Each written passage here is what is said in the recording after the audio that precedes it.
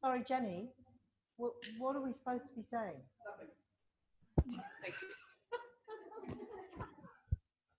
Okay. We're ready to begin. We're ready to begin. Do you want to make an introduction, Jenny? And I'll disappear and then I'll reappear. Like that. That's on. It's recording. Yep. Ladies and gentlemen, David Kaetz.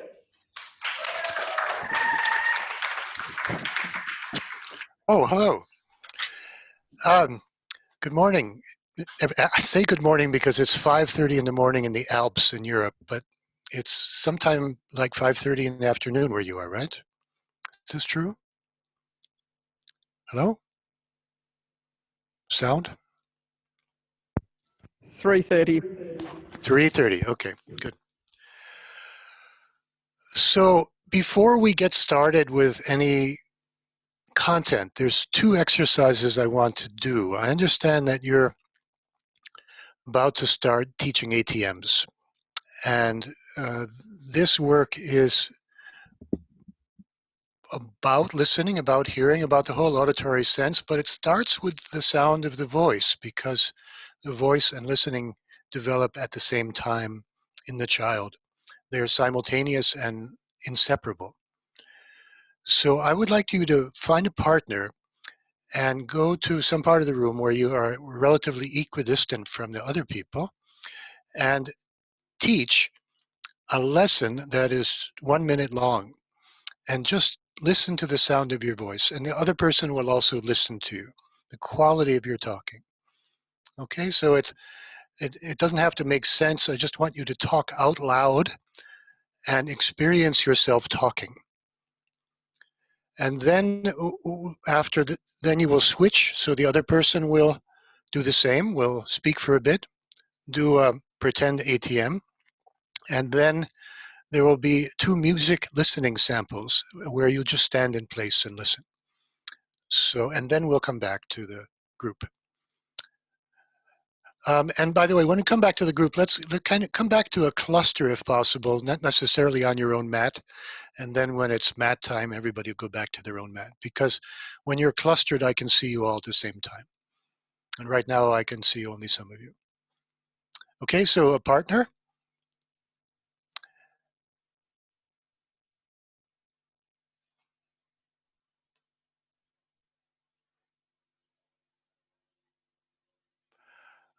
Jenny, I'd like to hear more of what's going on with, I'd like to hear the,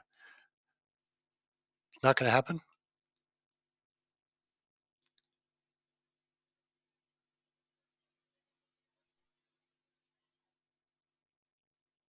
Maybe just turn on the bouncing microphone and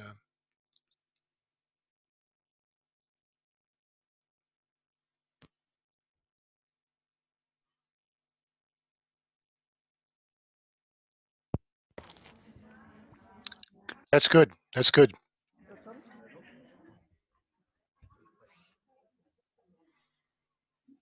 Good. Thank you.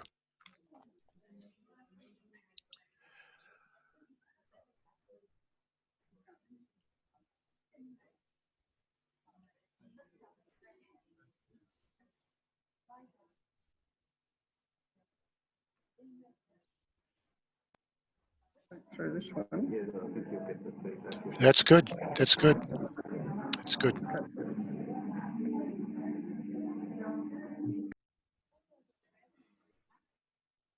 It's gone.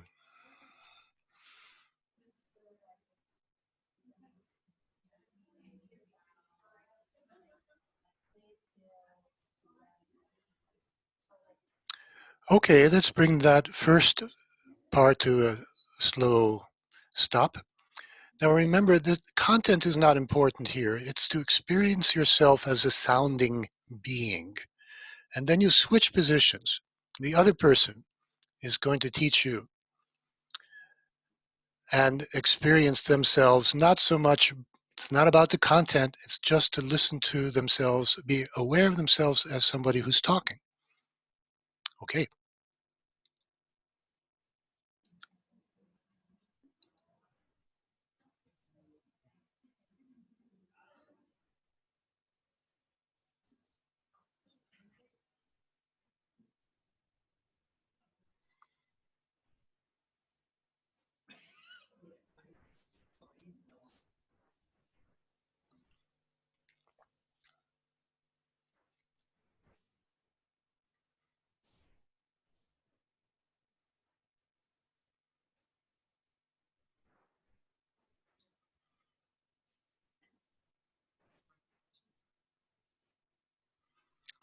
Okay, that's good. So bring that to a close and stand up in the place where you are.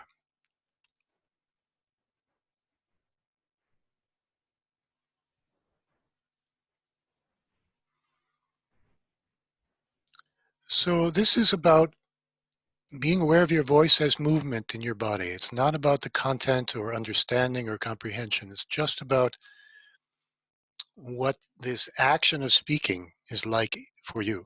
The same way you would pay attention to the action of lifting your hand or taking a breath. Now, I don't know where the sound is coming from there, but you can face any direction you like.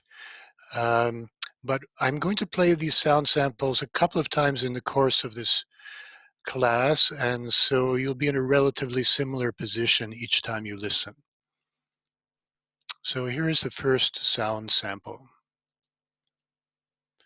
Now again, this is not music appreciation. This is pay attention to how you are receiving the sound.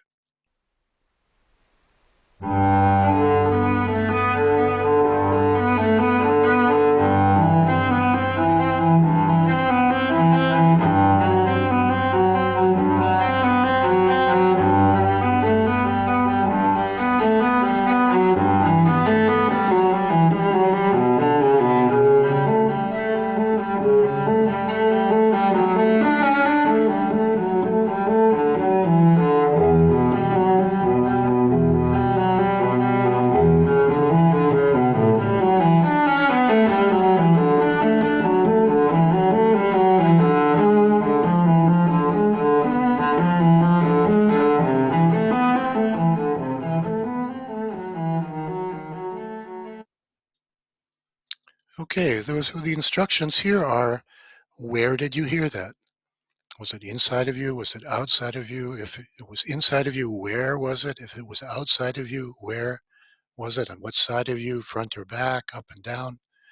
Just be aware of see if you can tune into this music as an event in space. Here comes another one.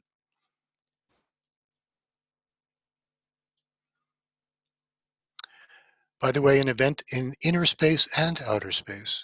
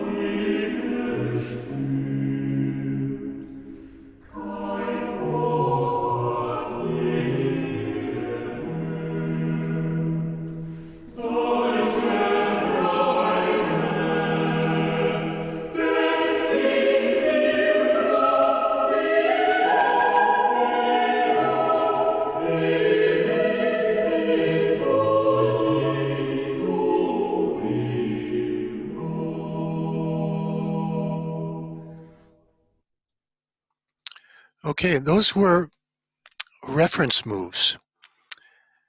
The context of this lesson is to regard your auditory sense the same as you would any other movement, that it is something that's happening in space. So let's come together in a cluster, kind of to the left of that pillar there.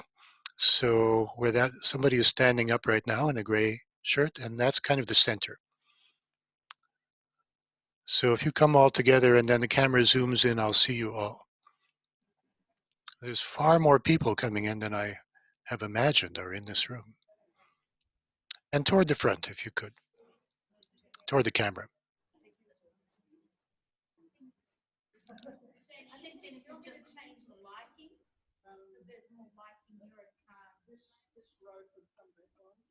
I cannot hear you.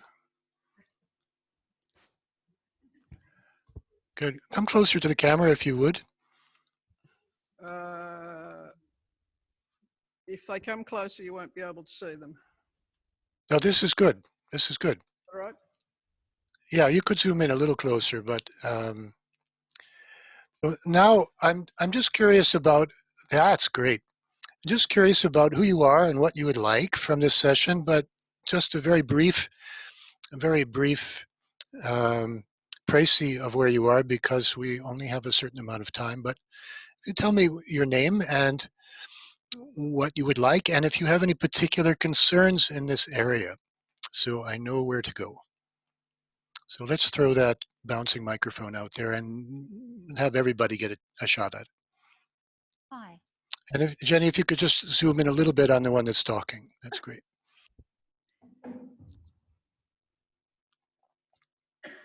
Great, great. Hi, Karen.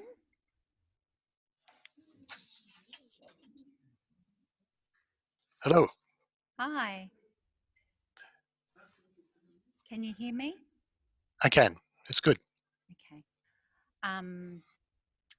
I'm fascinated and very eager to hear what you have to bring for us today. Very open. Mm-hmm. Okay, thank you. Hi, my name's Ines, and I'm really just looking forward to exploring your knowledge and what you have to offer. Okay, thank you. Hi. By the way, let me know if you've got any troubles with hearing or attention or anything that would help me in my teaching. Hi, I'm Jules, and I'm interested in doing this today. I don't like the sound of my own voice. And I'd like to be less monotone. Thank you. I missed your name. What was your name again? Jules. Jules. Okay, great. Thank you.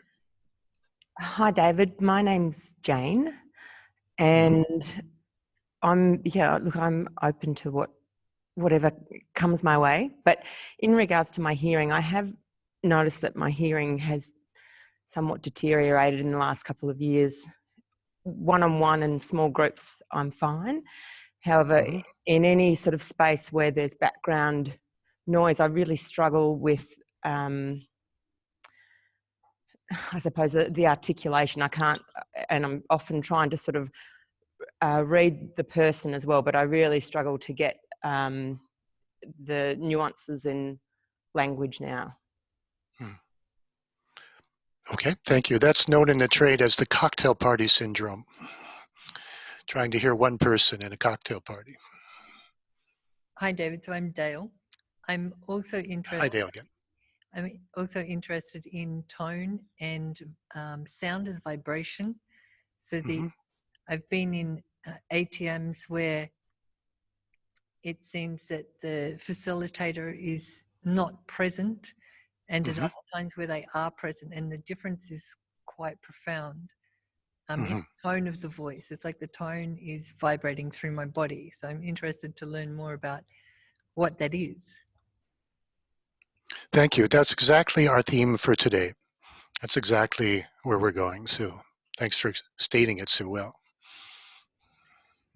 Hello, I'm Victoria, and I'm interested in learning the difference, learning the nuances of pacing and timing.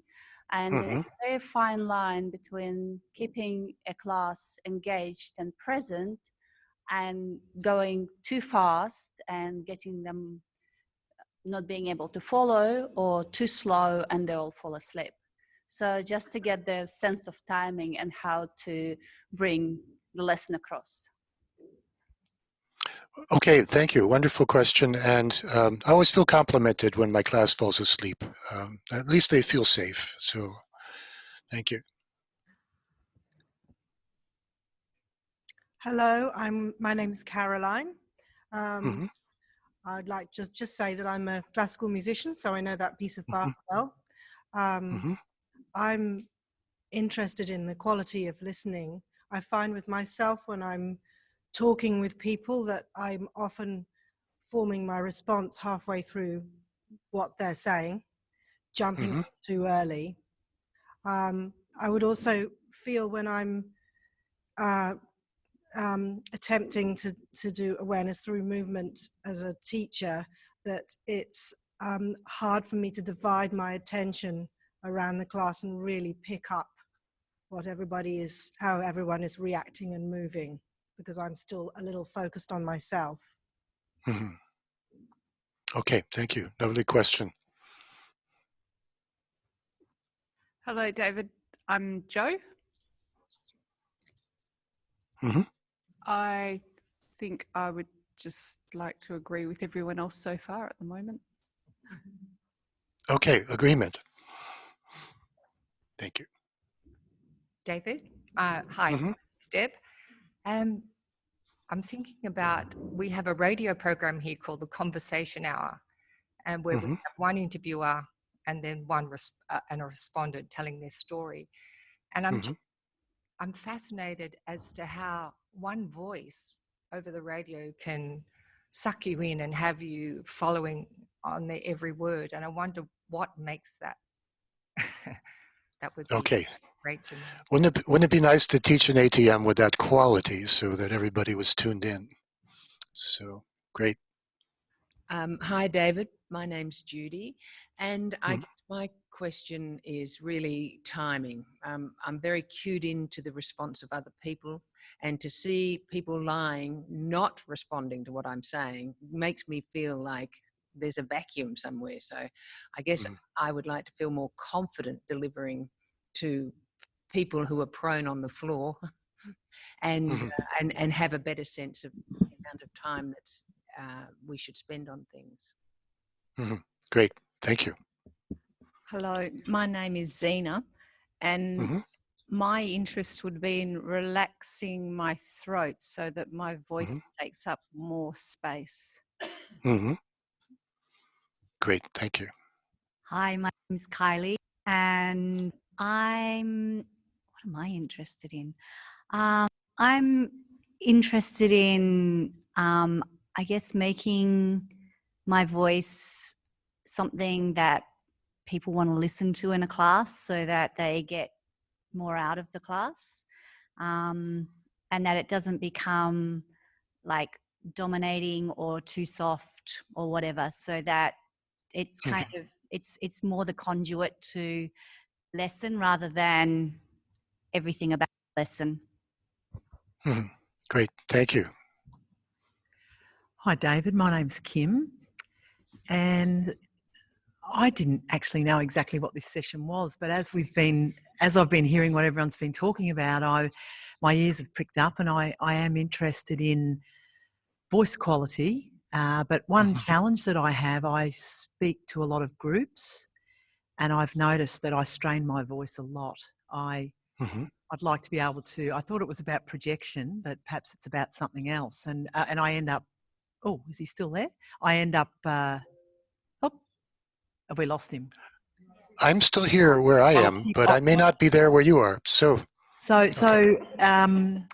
I'd like to, in a nutshell, I think I'm interested in voice quality, perhaps improving that, and working out how to have my voice heard without straining, effortlessly.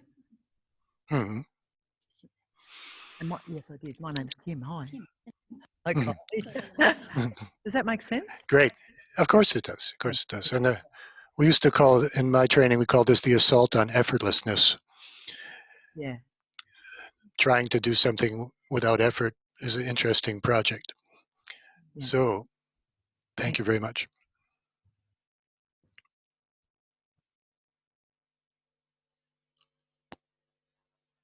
I'm not getting any sound. Hello. Yes, good. Good. Similar to Kim, actually at the beginning I didn't know what's the topic of this session, but yes, according to everyone else is talking about, I think I'm curious about one issue I have during ATM is English is not my first language, so sometimes I feel some of the ATMs is a little bit like lullaby. So if I'm doing an ATM, I want to make sure that it's not become a lullaby to someone else. That's all. Thank you.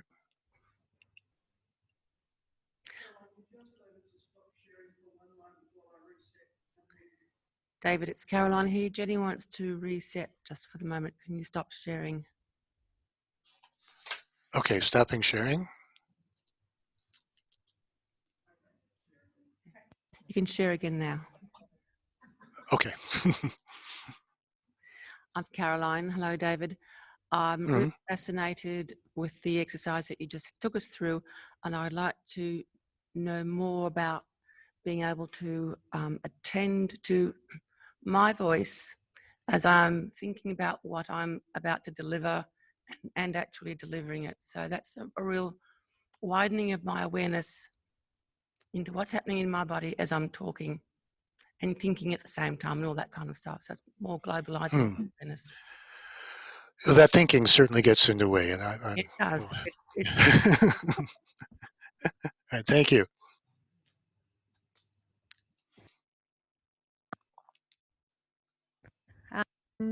I've Sorry, I missed the name. I missed your name. I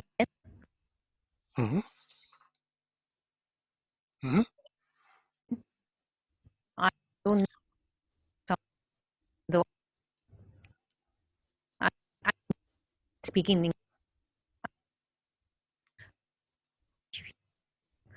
Sorry, Jenny, we're having digital interruption here. I'm not hearing any words. Maybe the battery is out on that microphone. Mostly, you can hear now. Yeah.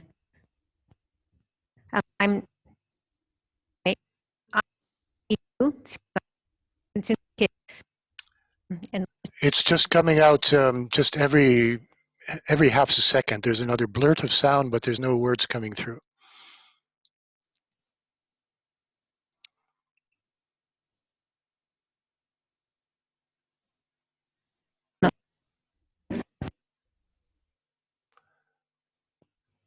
Sounds like some kind of intermittent problem, like a battery or something, or a connection.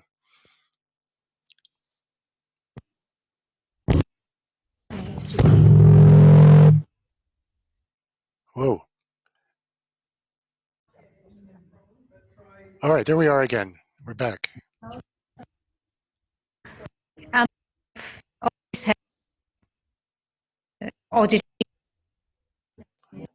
Oh, sorry, it's back into interruption. Yeah. I wouldn't.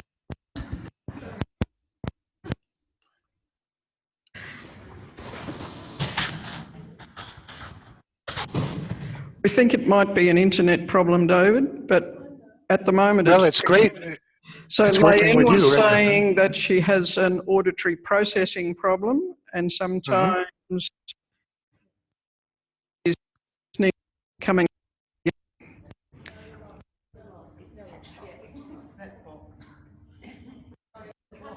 You reckon it's the...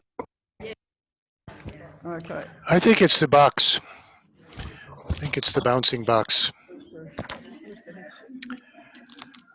Sorry about these technical issues, but it's rather amazing that we can do this from Austria to Australia anyway, and even say anything. So, can you hear this microphone? Yes, nicely. Okay, let's switch to this one for the moment, see how we go. Right. I'm Lei Yan. Great, great. I have an auditory processing issue. So I can hear someone speaking, but I do not necessarily process what's yeah. Gotcha. Thank you. Hello, David. My name's Dawn. I have cocktail syndrome too, so I like to see people's face and do a little bit of lip reading rather than listening a lot of the time.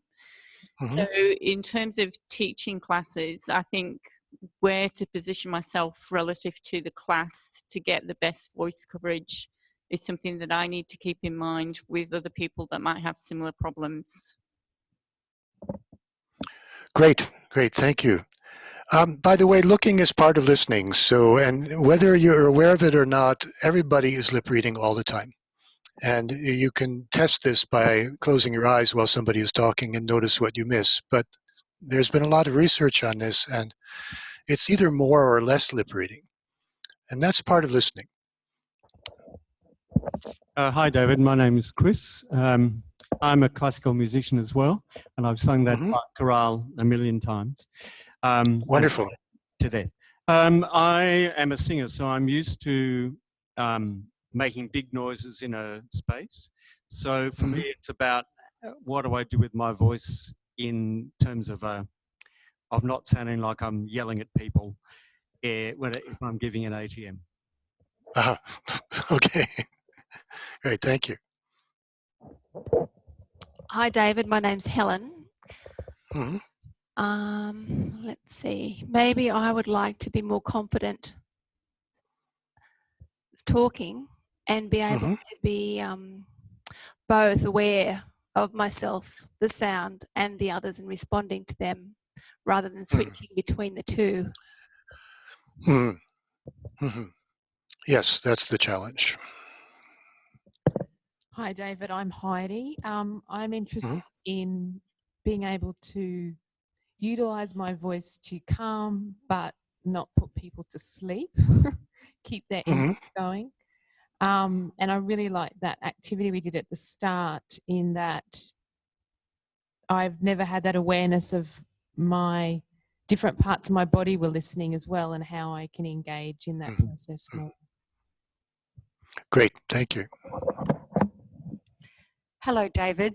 I'm Libby, and I'm really interested in the qualities and characteristics of the voice that we can cultivate that really invite people to move, to invite a felt sense of the language that we're using, similar to the way we can dance to a piece of music.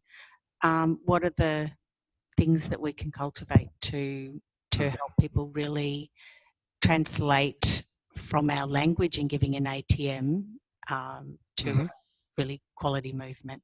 Thank you. Wonderful, thank you. Good morning, David. My name's Justine. I'm really interested in learning how to share who I am in an ATM, and by being me and not putting on a teaching voice, and to also be able to keep people engaged, create humour and play with voice, as well, of course, allowing moments of inner reflection.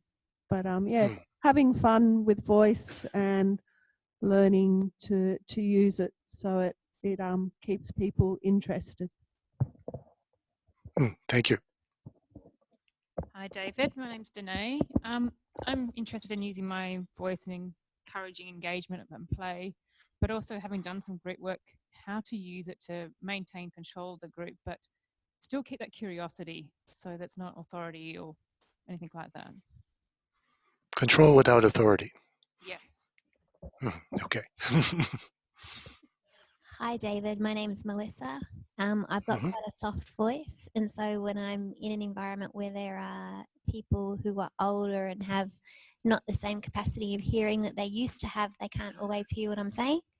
So I would be interested to see if I could make the soft voice not as soft without sounding obnoxious in an ATM environment. That's going to happen within 20 minutes.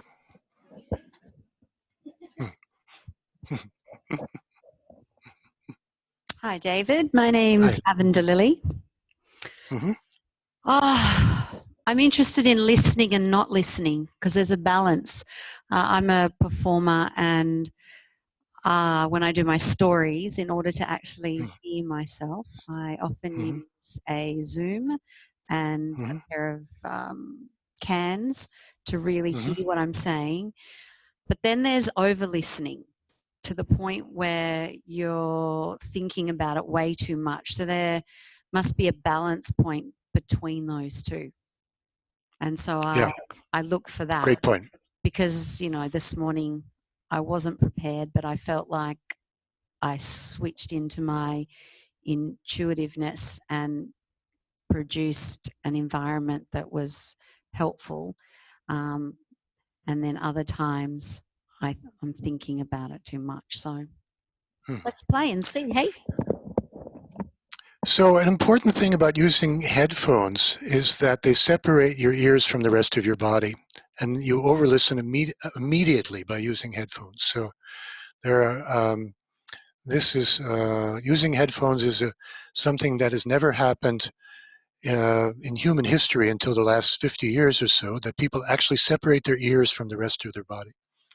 So where possible, except, you know, in a recording studio, it's nice to not use them, because then you are using your chest, you're using your skin, you're using your feet to hear. Sure, but because this is about languaging, I feel that sometimes, you know, being very, being accurate to communicate what you want to say, because, you know, storytelling is about language. I mean, it's about the body as well. I get that. And it's not all the time. I'm not saying like I would turn up to deliver an ATM with them, but I find that the quality of listening to the actual words rather than hoping that they're the ones that I want to use, like there's a dichotomy there that I'm really interested in. Just trusting. There's actually some resources which I would like to, maybe if we have time at the end, I'll mention to you. There's a way of listening with headphones without covering your ears, and those are called bone conduction headphones. And for listening to your own voice and developing your own voice, bone conduction is spectacular because the ears are open. So we'll get, hopefully we'll have time, we can get to that at the end. Yes, next. Hi, I'm Megan. I don't know much I can add that's been said. I'm very used to work really close. Better? Yep.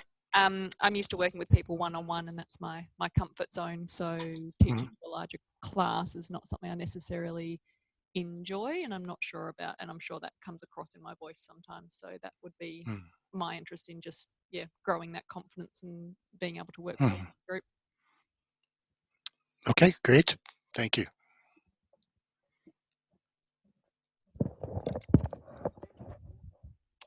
Hi, David. My name's Jason. I feel like I don't really know how to use my voice very well. I just use it, and I don't know how to change the tone or anything. And so I'm interested to hear what you have to say. Okay, thank you, Jason.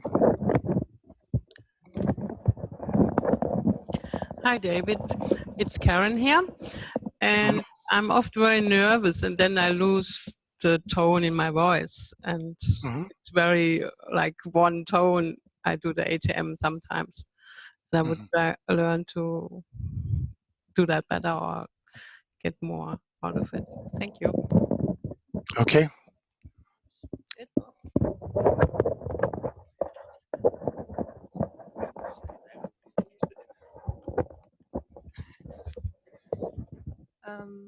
Hi, David. Mm-hmm. Hi, I'm Sam. So just confirming, are we talking about what we're interested in? Or just voice related? What your interests are, just what you would like to get. What I love the title of your book, Making Connections. I really like connections in all kind of ways. So that's what I'd say. Thanks. Okay, great. That's what the voice is for.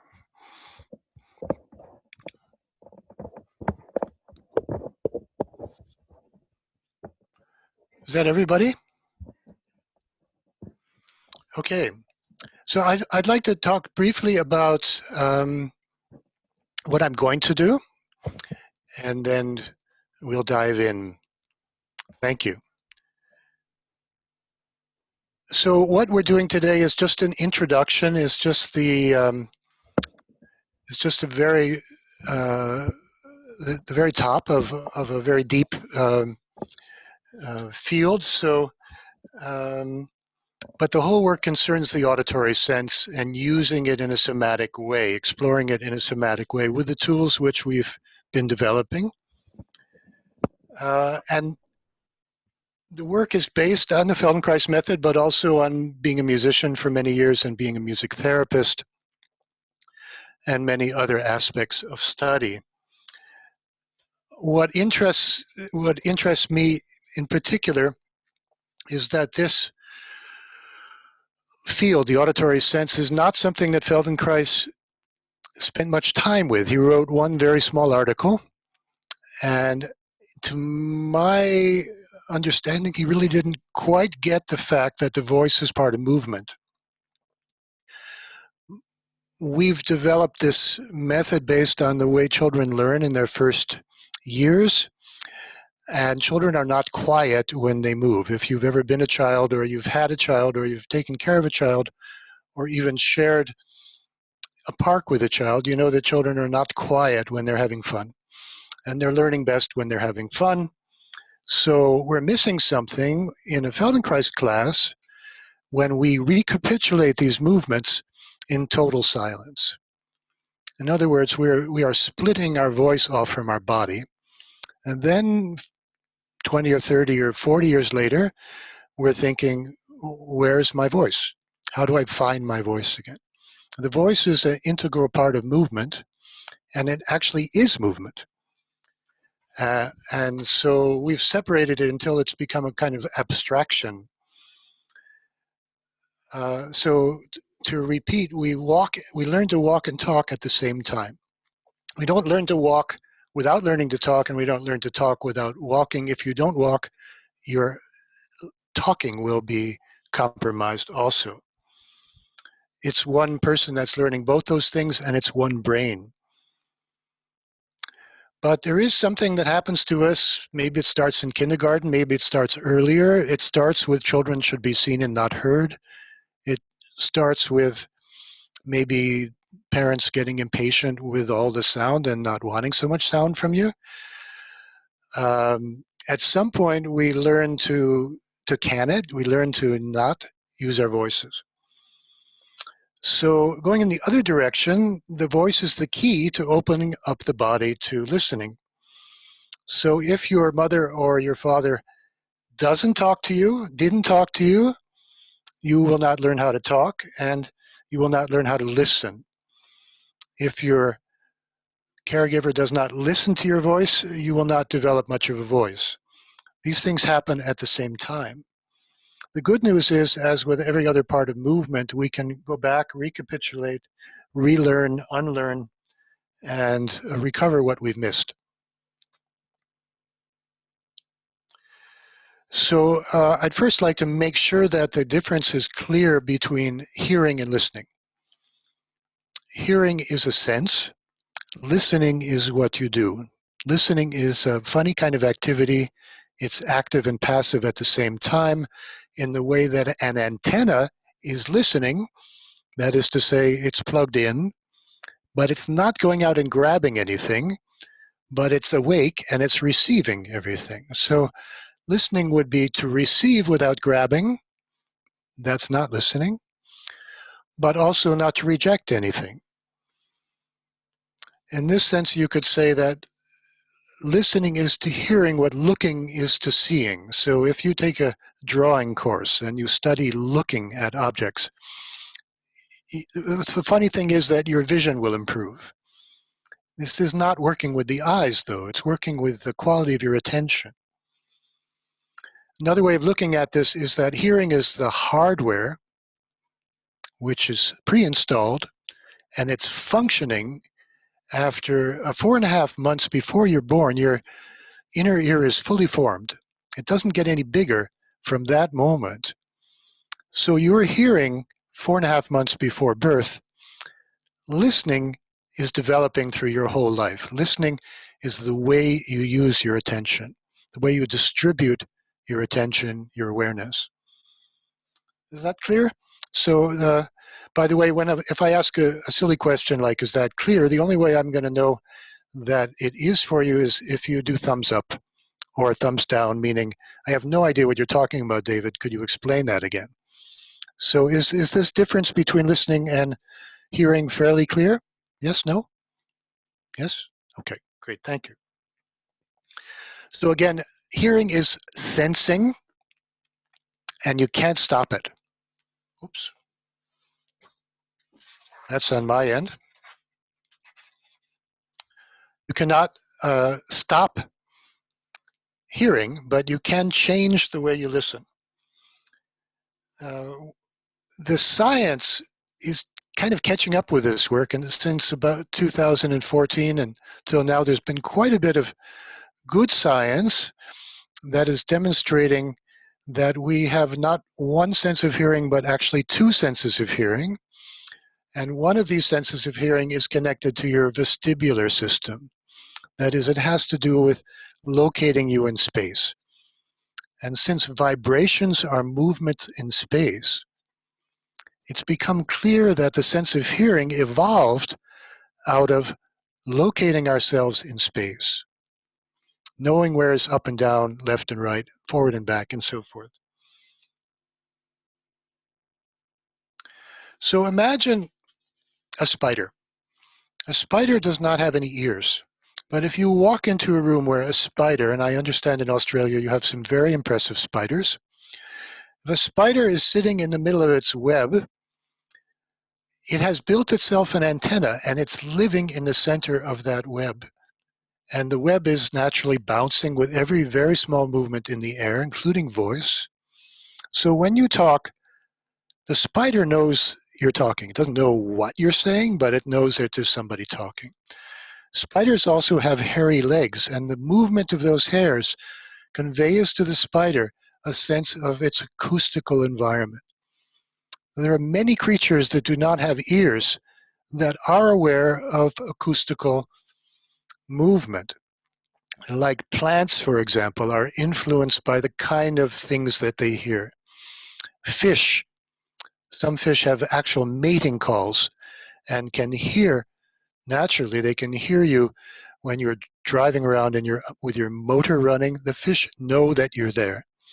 So fish are aware of sound, but they are aware through a gravity sensing device, which also humans have. And this is part of your vestibular system. So part of what we're doing is trying to develop this so-called second sense of hearing, and that is hearing as the awareness of movement. And another thing we're doing is developing the quality of attention. And in this introductory class, we're going to use the voice to develop both of those things. That is, you can feel your voice as movement in your body, and you develop the quality of paying attention to that movement throughout your body. When you can hear your own voice in your own body, you can also hear my voice in your own body. And when your voice is more embodied, your students will hear it more in their bodies. So if your voice is very soft or very much in your head, it will influence that part of your listener. If you speak from your guts, if you speak from your chest, this is more likely to vibrate that part of the listener. And this is something that classical singers or actors have studied. So they're aware that when sound leaves a certain part of their body, it is actually reaching that part of the person with whom they're speaking. Is this clear? You get this? Okay. It's a little different. It's a different way of talking about sound. I want to talk about sound as movement because there is no sound without movement. So sound is, something is moving. It's air moving, it's water moving, it's bone moving, it's, you see, and we have several channels by which this movement reaches us. Through our ears, it reaches us through the air. Through the floor, it reaches us through wood and bone and skin. And if somebody taps on your head, it's going to reach you maybe through your cranial sacral fluid. We have little cells all over our skin and also in our bones called mechanoreceptors, and they pick up movement, which means that they're going to pick up especially movement of very low sounds. which is why when a truck goes by, you hear that truck not just with your ears, but also with your feet, with your skeleton. So I'm just going to go through a quick review, and there's no need to write all this down because if you don't remember it, it's my fault. And if you actually hear it, it won't go away. Sound is movement. Movement is a spatial phenomenon.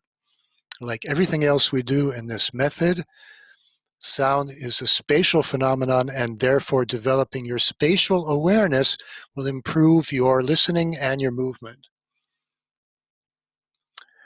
Sounding and listening develop simultaneously in children, and they are inseparable until we separate them, and when they separate them, we know it.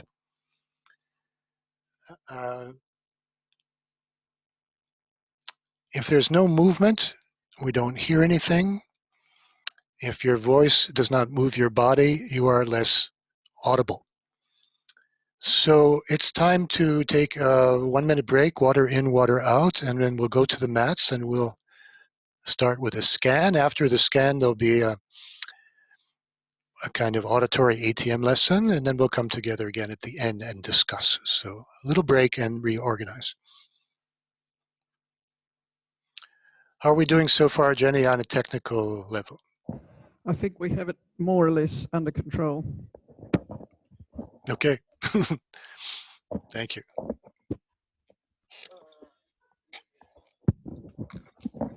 Yourself in dimensionality. To continually return from the tendency to abstract and think about things. For example, when you breathe in or you breathe out, it's not about breathing in or breathing out. There's an actual expansion going on there and a contraction. That's the spatial aspect of breathing. So now I'd like to invite you to tune into the spatial aspect of lying on the floor, to feel yourself in contact with the earth.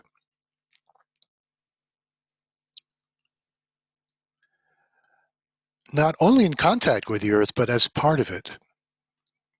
Because without that earth, the upright posture would not be possible. Without the ability to press into the earth, we could not stand up. So support is an integral part of our humanness. So it's not just the wooden floor that you're lying on, but you're lying on part of you, without which you would not exist.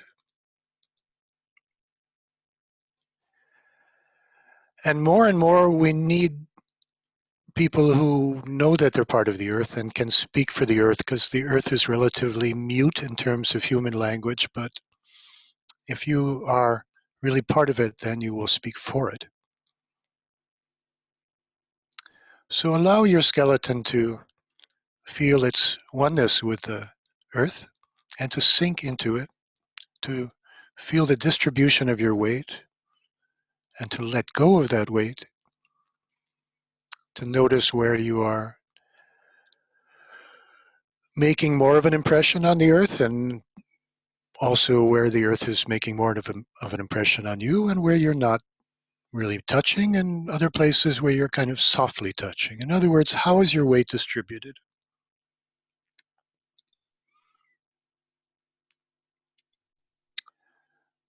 Always returning to this somatic experience, direct experience through the senses of weight and contact.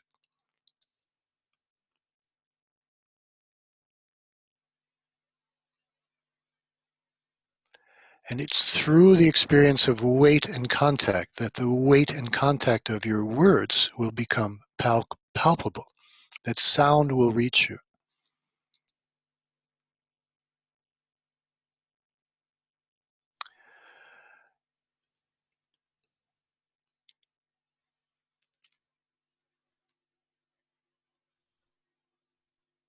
And tune in, if you would, to the skin as an antenna, to the skin all over your body as an antenna. This is active and passive at the same time. The skin is telling you about what's outside of you and also informing the outside of you of what's inside of you. It's a boundary, but it's also a transition. It's porous. The skin tells you about moisture, about heat, about pressure and movement, which is part of sound. So if you imagine a loudspeaker, if you ever have looked at a loudspeaker closely, if you talk to a loudspeaker, it will vibrate. If you talk to a drum, it will vibrate. Your skin is, well, skin is what we use for drums. It is both a sender and a receiver. So imagine your skin throughout, and I mean your back, your face, your fingers, everywhere, as a receptor, as an antenna. It's not grasping, it's not rejecting, it's receiving.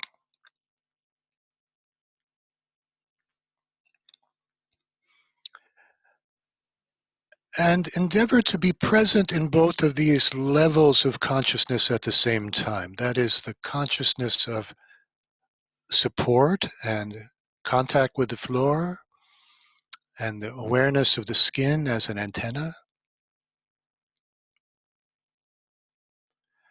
And then within the skin, there's this great ocean of sensation, of emptiness and fullness and contraction and expansion and flow of blood and pins and needles and quietness and or blankness. Everything that you learn from your fluid body, and by fluid body I mean 70% of you that's inside of the skin is water. And if you talk to a glass of water, you will see that the water is hearing you. So to some degree, the substance within your skin hears as substance, the way inanimate water hears, and also the way plants hear and the way bacteria hear. That is, it's responsive to the movement of vibration. If you were made of cement, you would not hear so well with the body, but you are made mostly of water, and that's very helpful, and of bone, which conducts sound very nicely, thank you, very nicely. The first instruments that human beings are thought to have invented are made of bone.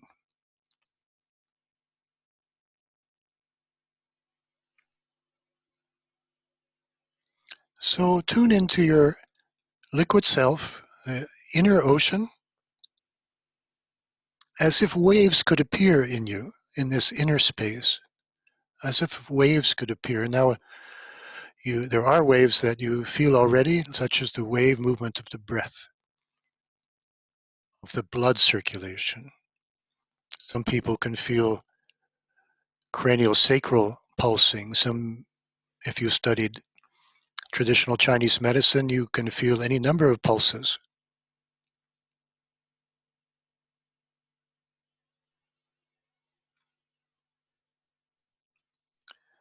So now you're tuning into this interior world. You're tuning into the skin as an antenna that connects you to the outside and also brings you into the outside. And you're connecting to your support with the earth.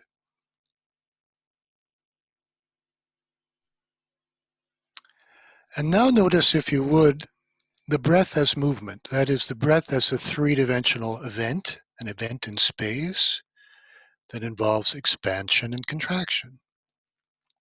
Notice what parts of you are expanding with the in-breath.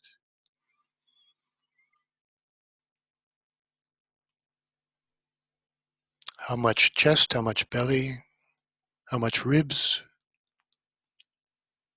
Perhaps you feel the in-breath in your contact with the floor.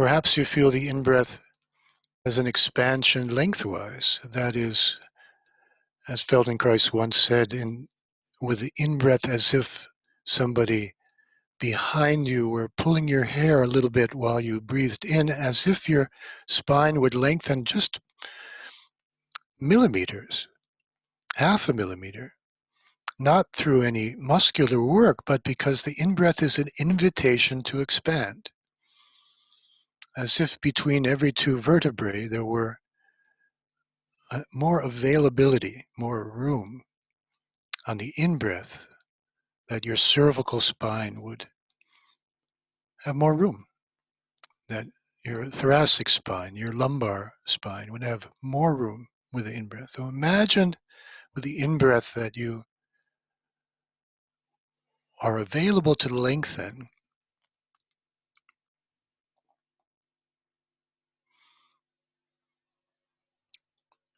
And naturally, there's a certain lateral expansion through your ribs, left and right, that as you breathe in, there's a lateral expansion, simultaneous.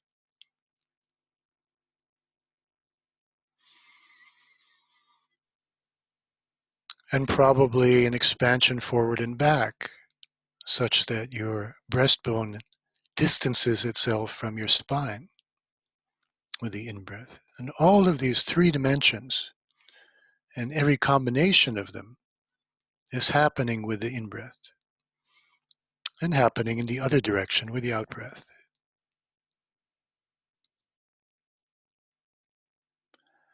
You might even imagine that the in-breath goes right through your bones and into every joint, such that every joint in your body is more available and more open with the in-breath, as if the in-breath were an invitation to open. As if with the in-breath the hands would let go of whatever they're holding, the feet, the toes. As if with the in-breath the knees and the hip joints would just fall out, fall backwards. As if with the in-breath the shoulders would let go and drop down into the floor. So allow the in-breath to appear in you as a global sort of invitation to expand. And you don't really contract with the out-breath, you just cease expanding. Or maybe you continue expanding. Let the breath move you.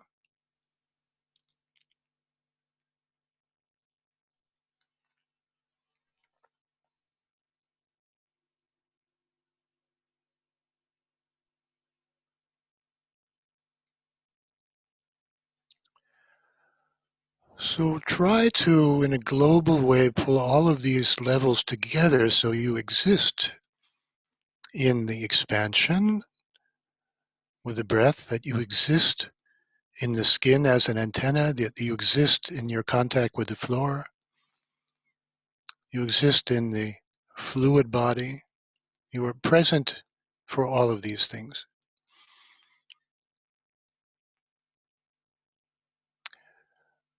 In this presence, in this space, this is where sound appears. So it is through opening the space that we open ourselves to hearing our own voice in our own body.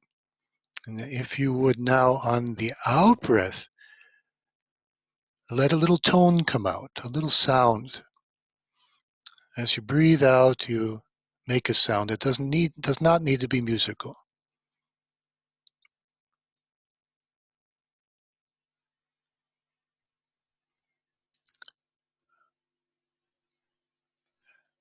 Jenny, is there some kind of microphone on whereby I could hear the sound of people toning?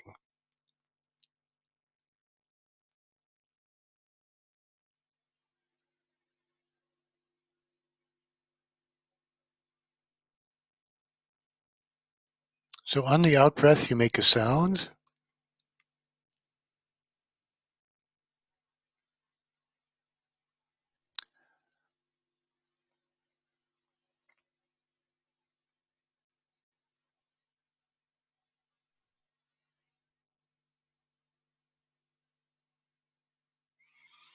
Where is that sound appearing in your body? Where do you feel it? You might put one hand on the breastbone and one hand on the belly, and you might see where there's a resonance in the sound of this tone. It could be an ah or an ooh or a whatever. It doesn't have to be polite.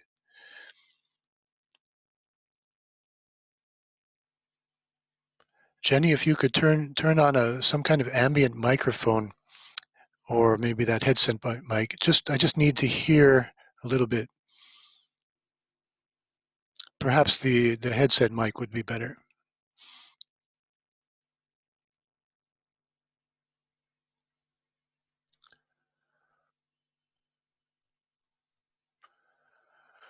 So where's the sound happening? Naturally, you probably hear it in your ears, but that's not where we're going here. We're going for where is the sound being produced? Where is it vibrating? And let go of that for a moment, and on the out-breath, you speak your own name out loud. Speak your own name. That's good. Speak your own name.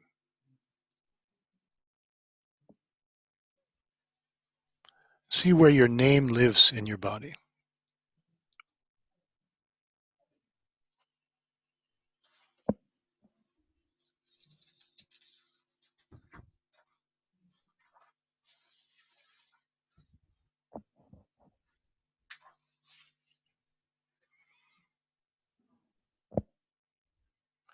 Or let go of that and just return with the arms by your side and connect to the floor, to the skin, through the skin, to the room, to the inner ocean, to movement of the breath and all the other movements and waveforms that exist in the body.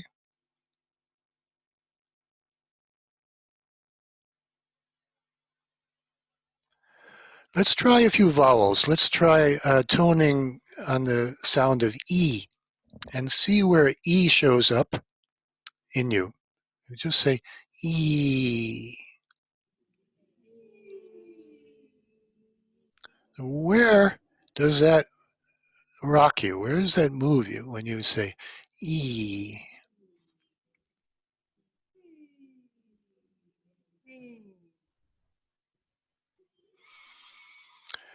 And if you were to say ooh, where does that happen?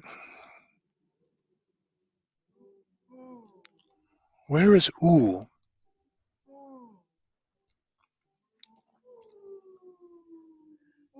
It's different, right? Every sound has a home in you. Every sound is localized in space in you. So let's try the sound ah.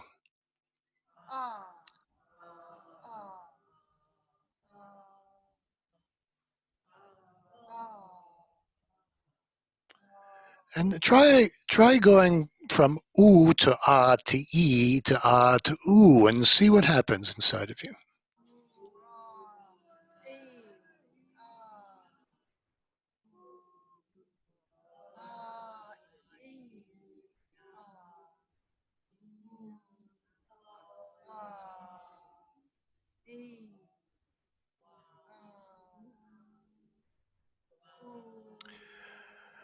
Now, if you would again speak your name with an emphasis on the vowels. So, for example, if my name were Caroline, I would emphasize ah, o, e, caro, like an Italian opera singer. You're not emphasizing the consonants, but the spaces that are created by the vowels. So, speak your name out with an emphasis on the vowels and see where it happens in your body.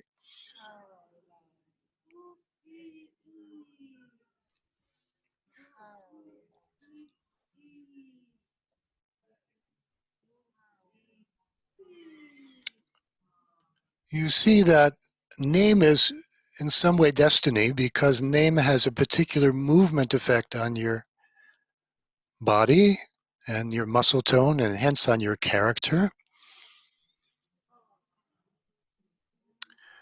What if you take the sound O and you slide it up and down from the lowest possible O to the highest possible O? So it's going to be a glissando from ooh, like that.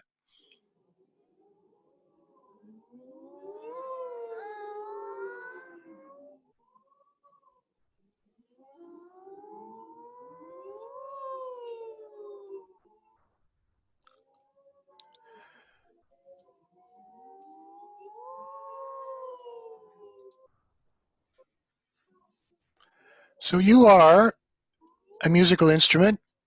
Your body is a musical instrument, and it's worthwhile to tune it from time to time. This is tuning the body to hear better and to produce a different quality of sound. So listen what happens. I'm going to go back to one of the music samples. I just want you to listen and see if you hear it in a different manner now.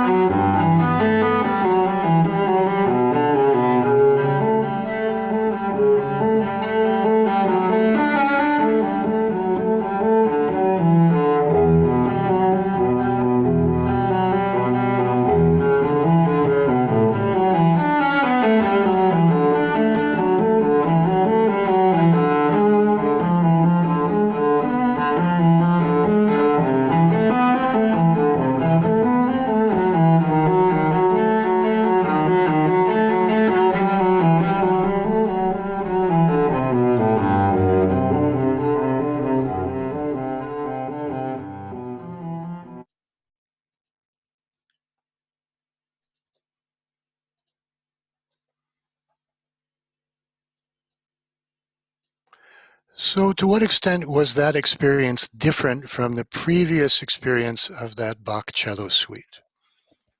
Where did you hear the sound? What did it do with you? What was your relationship with it? Was it inside of you or outside of you, and so forth? Let's take a little rest.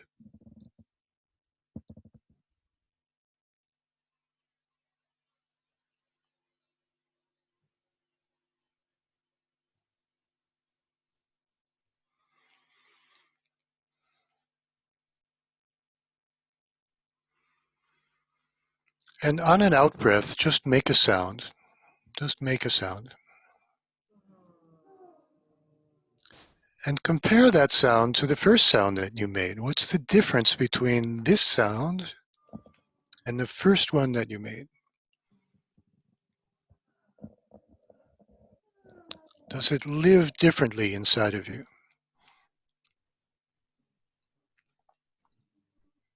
And please stand your two legs. Stand the two legs considerably apart. The arms can be out to the side until you are not poking your neighbor's eye out, but if you want to have your arms out sidewards with the palms up, if you've got enough space, or a little bit downwards with the palms up, just so that your shoulder blades are flat on the floor and you've got support.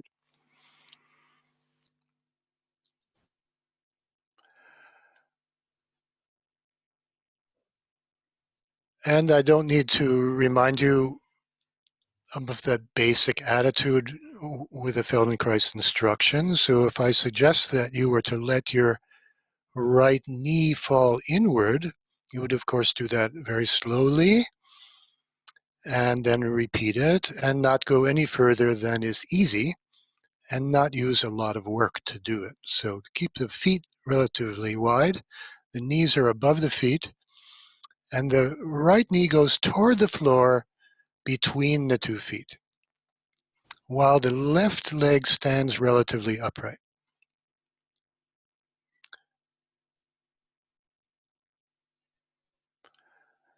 The right knee goes down to the floor and the right foot stays in place. It doesn't slide, but it remains where it is. The right knee goes only inwards, not outwards. The right knee falls inwards and comes back to the vertical,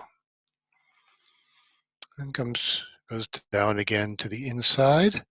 And what would help this movement? What's going on in the right hip, for example? What's going on with the angle of the pelvis? Is there any kind of tipping in the pelvis? What's going on in the ribs on the right side? And slowly imagine that there's a string attached to that right knee, and that string is attached to the bottom of your sternum so that the knee cannot move unless your sternum comes with. The sternum follows the knee. In other words, you're going to let your chest, your rib cage, follow the knee.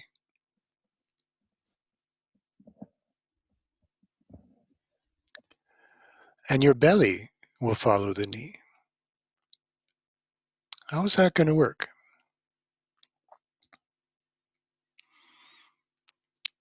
Now stop for a moment. This is a relatively gross motor kind of exercise. You probably have done something like this so far.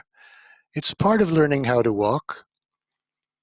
And it's the kind of thing that a child would not do quietly. I would like to add some sound, reintegrate sound into this lesson. So when your knee goes down, that you make a sound in your belly that will enable your belly to follow your knee. And it's going to be a low and not necessarily polite sound. It might be like the sound of a lion roaring, for example, where the belly expands and follows the knee. The back hollows out a bit. Use sound to open up the body to this movement.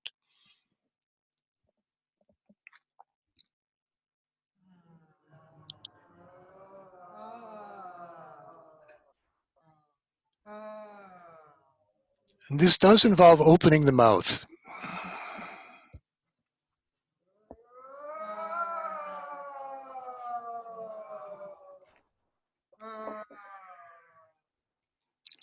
And by the way, children, don't sound that serious. It could be fun. I'm just raising the possibility that this could be fun. So you could make a sound that would make it fun for you. And if it should bring you to laughing, that would open your ribs even further.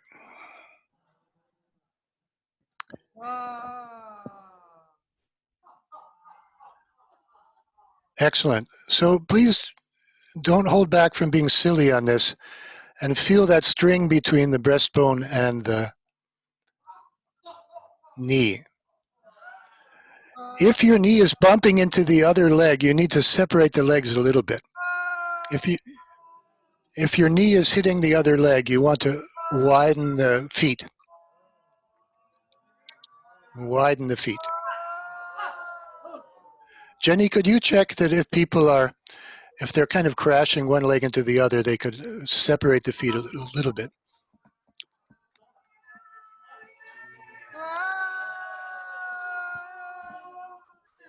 All right, that's getting interesting. Now keep the shoulders on the floor. And as the knee goes down, you look at your right hand. Is the feet wide? The feet wide. There you go. As the knee goes down, the head goes right. The knee is going left and the head is going right.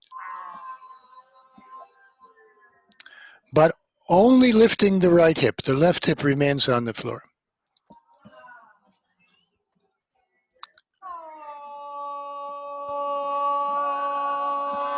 And take a rest, and lengthen the legs.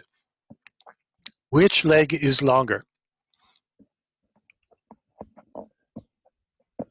If your right leg is longer, it's not because the right leg is longer, it's because everything between the armpit and the hip has let go a little bit.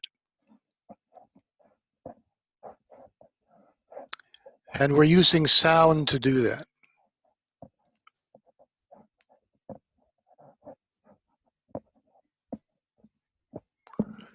So if you would stand those two legs again, and imagine a string, the hands are wide, and then there's this, imagine a string from your right hand to your right knee, and as the knee goes toward the floor, that string gets longer and tauter, and it sings like a cello string. So I want you to sing that string between the outstretched right hand and the right knee.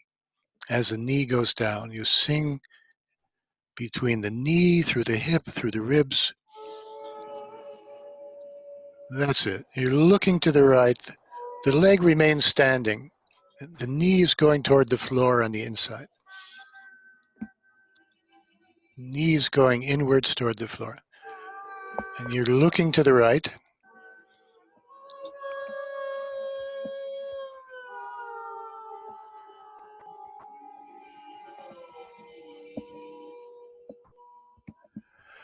So send your belly down and tilt your pelvis such that you're rocking the pelvis with the belly forward toward your pubis, and you're opening your belly up to sound roaring in the belly.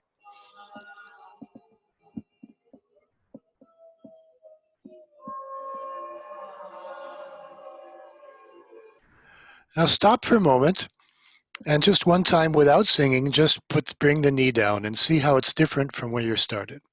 Bring the knee down to the center. The knee falls toward the center. And see what you've gained through that playfulness. Okay, stretch out and take a rest.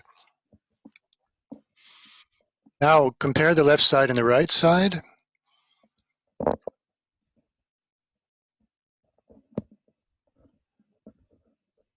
Clearly what allows the knee to go down is that the belly and the chest are open, and that the pelvis is tipping.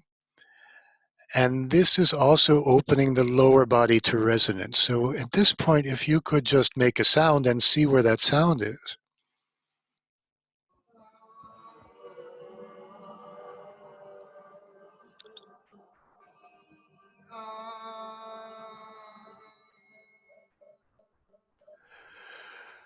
So this is tuning the instrument that you are. This is tuning your instrument. If you would say your name, where is the name now living?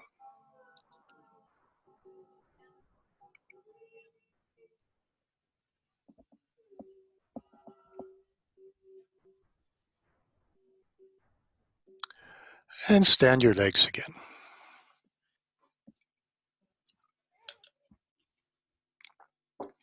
Feet relatively wide, the arms relatively to the side with the palms up, the shoulders are on the floor.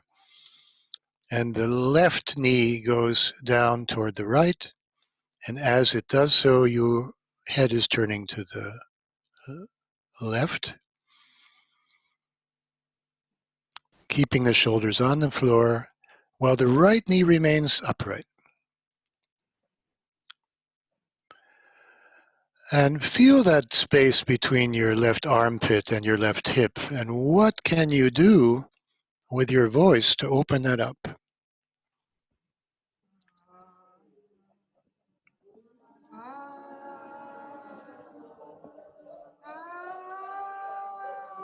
What can you do to send your navel down following the knee, to send your breastbone down following the knee?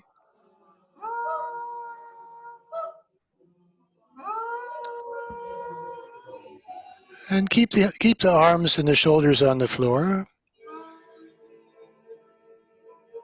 And mobilize the voice to open all those areas up. And be silly, please, and make more room in yourself.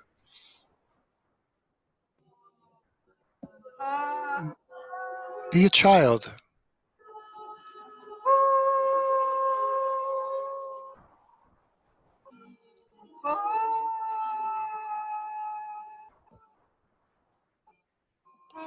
The movement goes all the way from the knee right up through the left arm.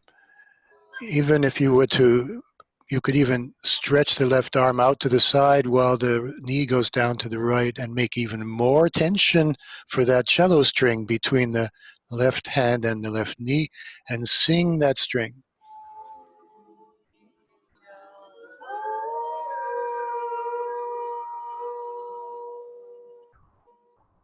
And look at your left hand as the knee goes down.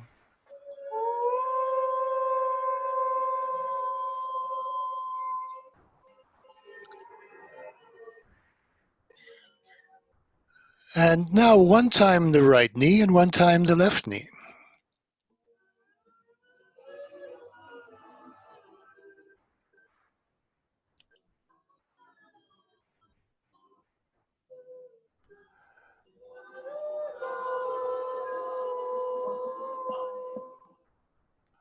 And send the voice as far down as you can into the bottom of your belly so that the belly follows the knee.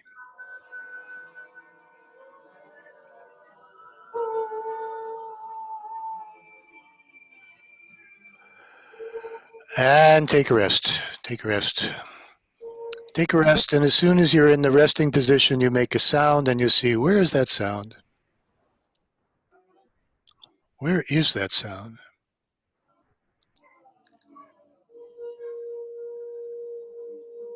The process is returning the voice to the body where it belongs.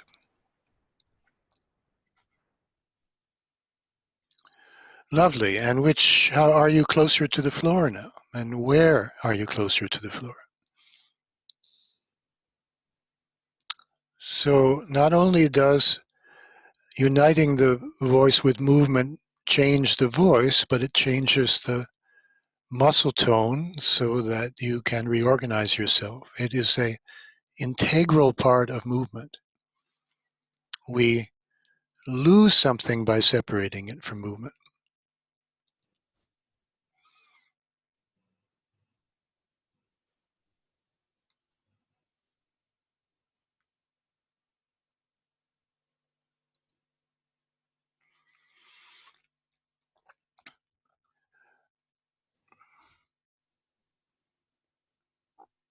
Now please stand the two legs again.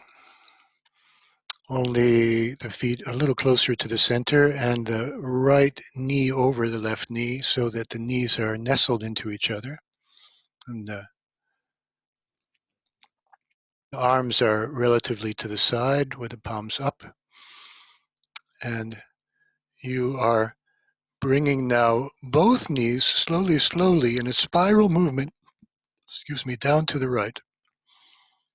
The two knees are going down, and you notice the first thing that happens is that the left hip rolls, and then the sacrum rolls, and the spine rolls one pearl at a time. You're going to the right, the other right, the right that's on the right side. Going down to the right on the right side. Slowly, and you come back by bringing your left hip back to the floor. And as you do that, naturally you are singing a brilliant Italian aria so as to open up everything between the left armpit and the left hip.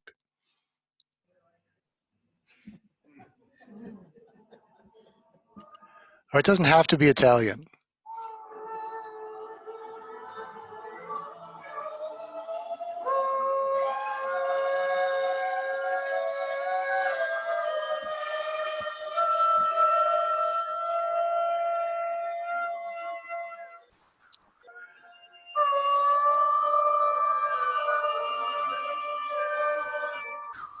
Sing into the belly, sing into the ribs to mobilize that part of you so your pelvis can tip with a full belly down to the right.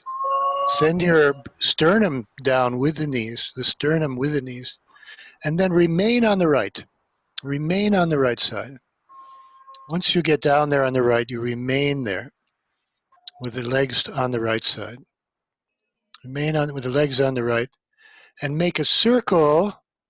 When the legs are down on the right side, you make a circle in the air with your right knee and your left hip without moving your foot. Without moving your foot. This means you can't do this without the breastbone. You can only do the circle if your breastbone is making a circle and if you're singing beautifully in French or some other language.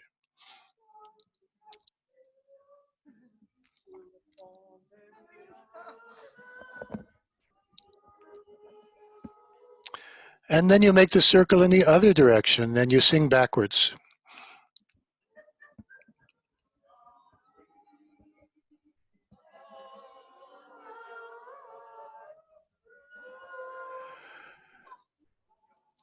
You could even say your name in a circle as you move the knees in a circle. The knees are down on the right side. They're not in the center, but they're falling down on the right side. And okay, come back and lengthen the legs and make a little sound. Yes, yes, that's the sound. That's the sound. Is there more of you in touch with the floor?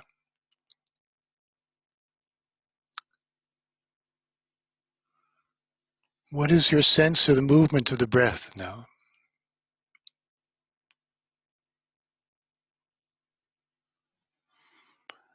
Do you notice more expansion in the lower parts of you?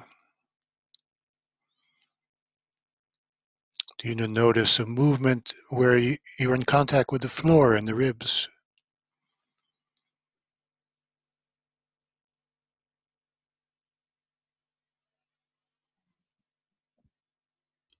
And then you stand the legs one more time.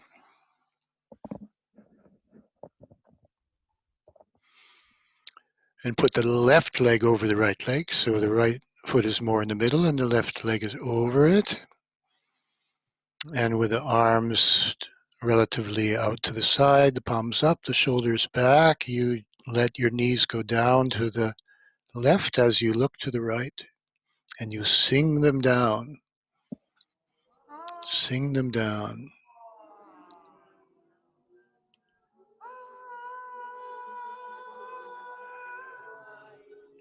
Now stop for a moment and ask yourself, what part of me is not contributing to this movement, and how can I, by singing into it, get more movement?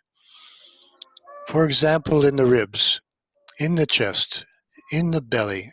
Where could you sing to make this happen more comfortably?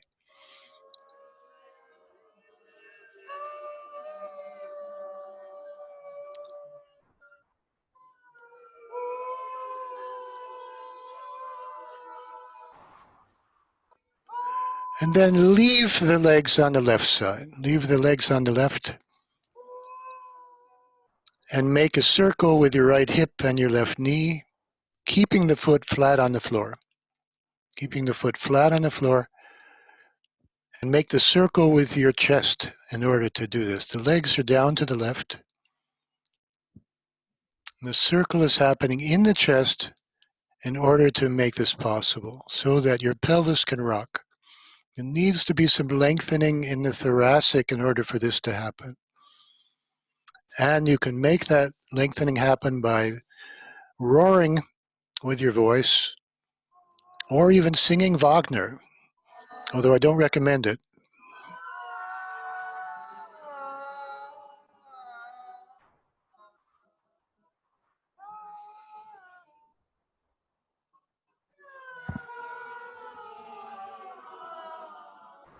Slow, slow, slow. And then in the other direction. Singing in the other direction also.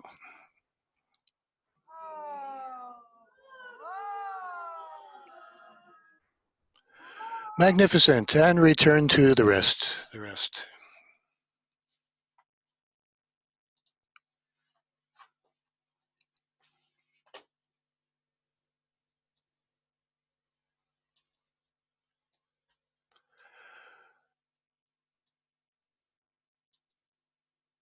So please tune in to the places where we scanned, that is your connection to the floor, your support, your sharing an identity with the earth, letting your weight into the earth And it's a fair trade, you know. If you give your weight to the earth will stand you up.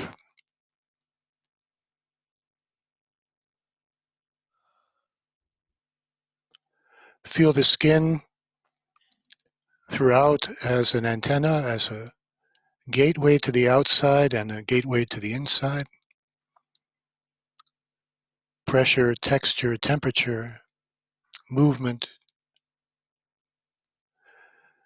Feel this vast and unfathomable sensations from the inside of the skin. The indescribable fullness of feeling of this mostly watery world. And the wave-like expansions of the breath in the body, which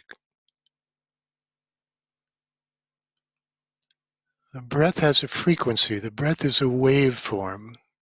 The flow of the blood is a waveform. The heart pulses are waveforms. Sound is a waveform. If you are a waveform, you feel sound as a waveform. And please be in contact with the floor as this sound sample comes back, the music sample, and just listen to it and see what do you have to listen to it with in comparison to what you previously had.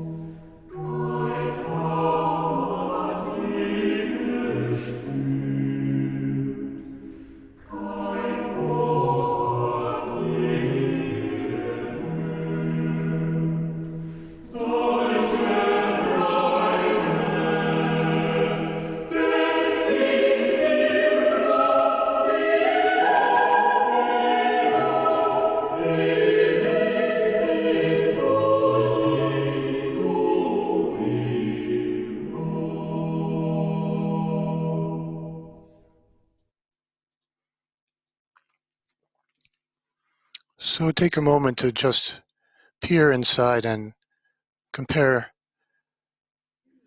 your impressions of that music. How did it reach you? How did it touch you or move you in comparison to the first time that that piece came through?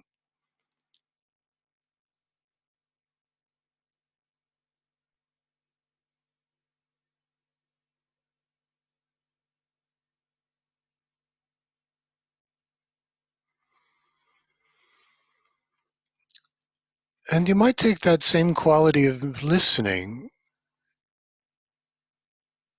that you used with the music and just listen to your own listening.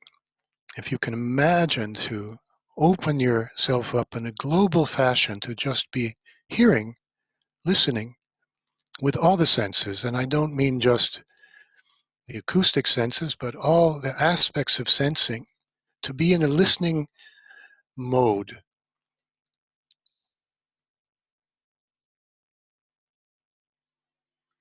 One of Feldenkrais's teachers and colleagues, whose name was Heinrich Jacobi, was a music teacher and used to talk about what he called in German antenniges Lauschen, which is kind of like soaking up sound like an antenna.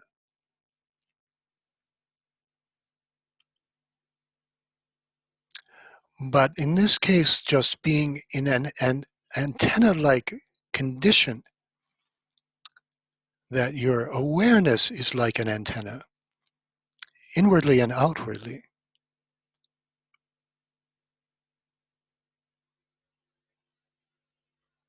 And it has no object, it is just listening.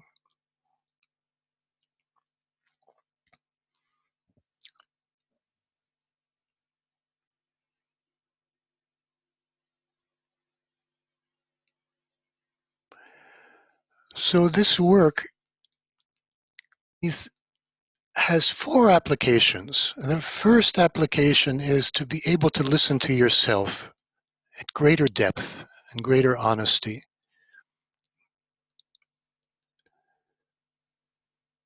The second is to be able to listen to others with that same depth and honesty.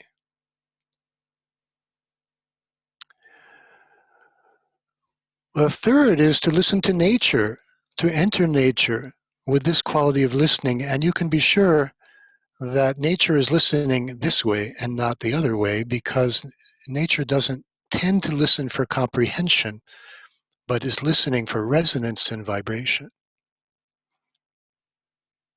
So were you to have a conversation with a horse, for example, you wouldn't try to get the horse to hear your words, but you would try to enter into this quality of listening to the horse with the assumption that the horse is listening to you in this way. And the fourth application is naturally the joy of listening to music, which is sound that has been organized to move us in particular ways. And the good news is that these things all are mutually reinforcing. If you can listen to nature better, you can listen to music better. If you listen to music better, you can listen to yourself better. Listening itself is a pathway to you, to others, to music, and to nature.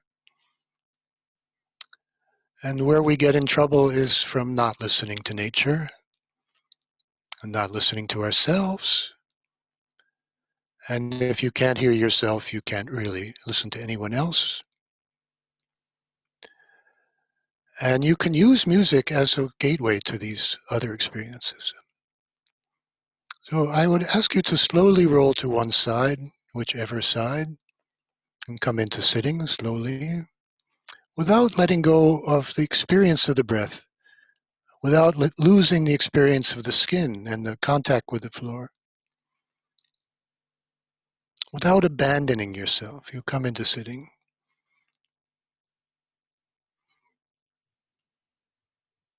And perhaps come into standing, singing the whole time, so you don't lose touch with touch. Come into standing, singing, maintaining touchness with touchness.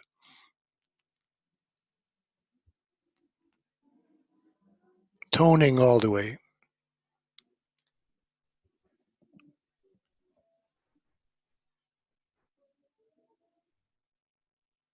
See how your standing is different or the same. Your connection to the earth, your experience of space around you, your ability to feel your own breathing in standing.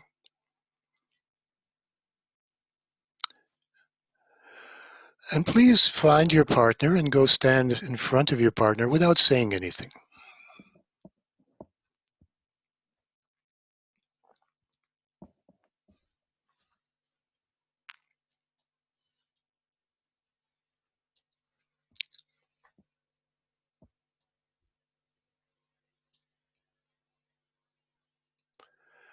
Now, after this exercise, it's not easy to talk the way we talked before. I don't recommend it even. I would just invite the person who first taught the ATM to speak just a couple of lines of ATM-like teaching without any concern with the content, but not to utter a syllable without feeling that syllable in your body. Without feelings, so if you lose the sense of the sound in your body, stop. And then find it and then continue teaching. But this is teaching from the felt sense of vibration in your body and not from thinking. So don't worry about saying anything meaningful. Just speak as if you were teaching while being in touch with vibration in your body. The first person starts now.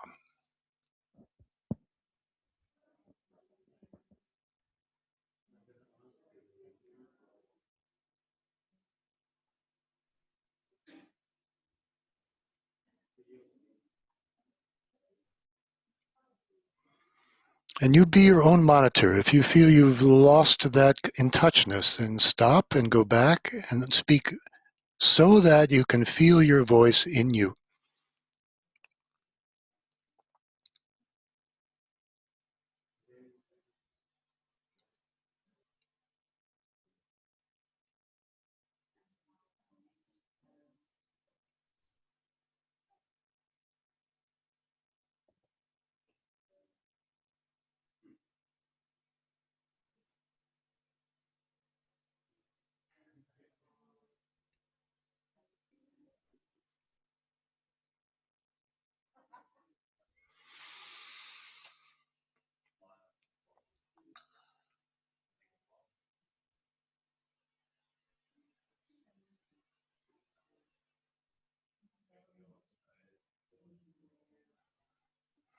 And bring that to a close, and the second person will now do the same thing.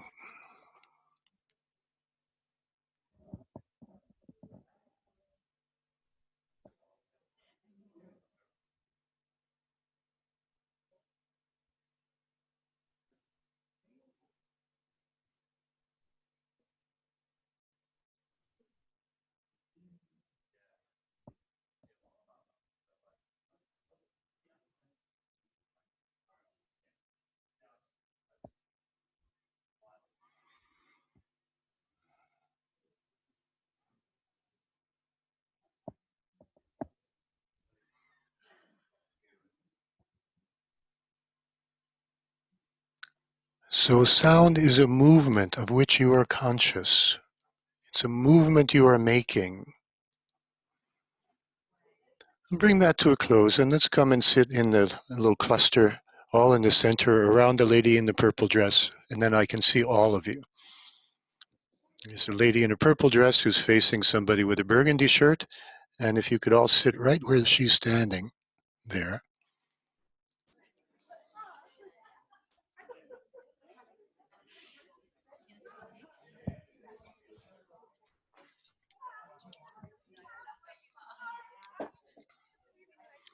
And please, those of you who are on the periphery, please come in because I can't see you if you're standing behind a pillar or in the corners of the room. Please come in and sit cozily with one another.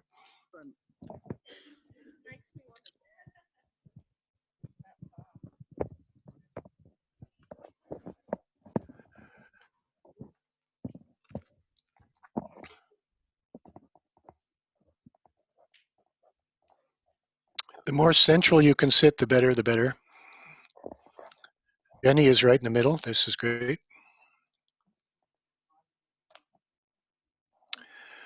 So I'd just like to spend a couple of minutes hearing from you. You don't have to say anything, but I'm curious about the evolution of your listening to the two different sound samples. One was cello music and one was choir.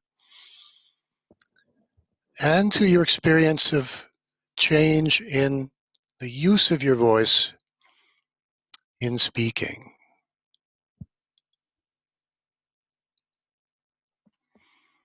Would anybody like to say something? Good morning, David.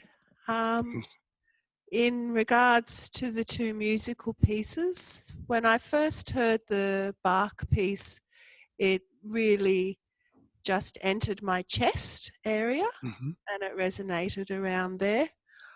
On the second time, it was really down deep in my solar plexus and I wanted to dance. It really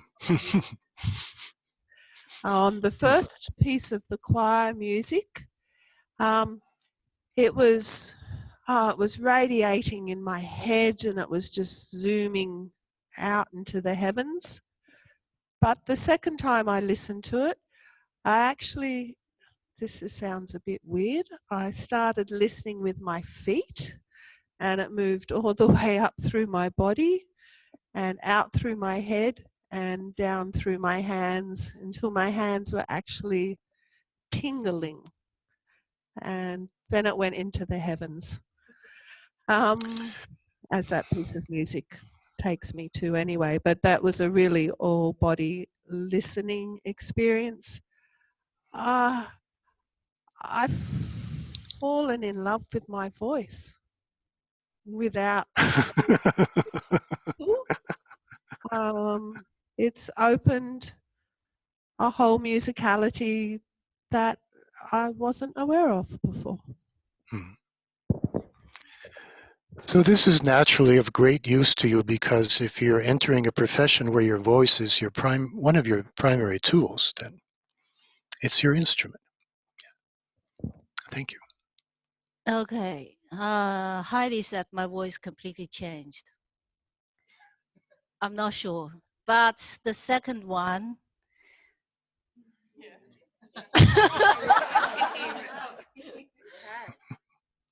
but for the second one, when I was listening to it, the second time it was, what was it? I forgot. A choir? Yeah. I felt as if I was vibrating the whole body together with the choir. And I felt myself had a mini function integration. Lovely, lovely. And that's what Bach intended. That's what Bach wanted.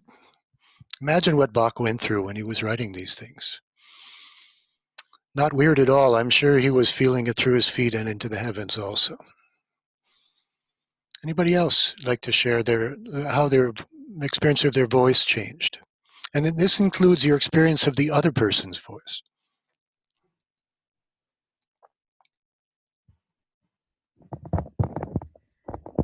So I definitely felt like my voice was more of that conduit, and it didn't matter so much what I said. It was, it felt like it resonated in a really different way. And when my partner was speaking, I really felt that, yeah, projection wasn't the issue, which I think that's what you were thinking of, and you were much clearer and it landed really well. Yeah, projection, when we say projection, we're often thinking effort, muscular effort. But this is attention. It's different. A change in attention in the body means less effort and more clarity. Strange to say.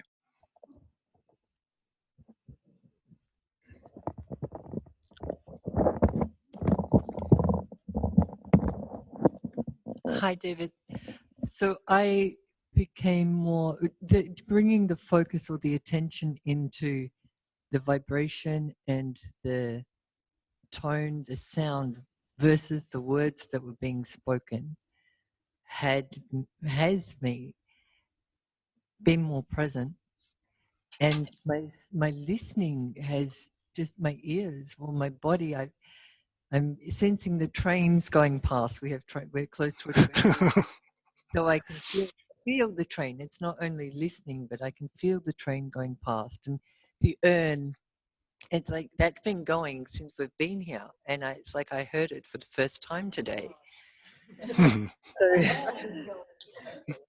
yeah. That's lovely. That's lovely. Yeah. Thank you. I did this workshop, a 2-day workshop in Paris, and we didn't know until the second day that we were over a metro line. And then the second day, people started hearing the subway. But the first day was like, well, no train here. So, yes. In relation to that, I really struggle with the white noise in the room. So the urn for me constant disappointment, and the air conditioning makes me want to stab my ears out sometimes.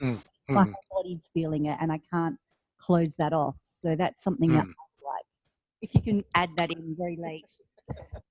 Well, you know, that's a very important point. And the question is, why do we close ourselves off? Because often we're protecting ourselves from something we don't want to hear, and that we need to respect that as well. In other words, to open yourself up, you need safety. And most in the contemporary world, there isn't a lot of acoustical safety. You go into the center of a city and it's too loud. And so if you were to be this open, it might be very interesting, or it might be not so interesting. But we armor ourselves.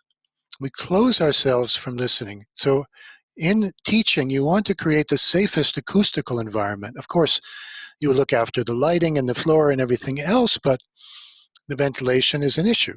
Air conditioning is an issue. These are all issues, and they affect the body the way music affects the body.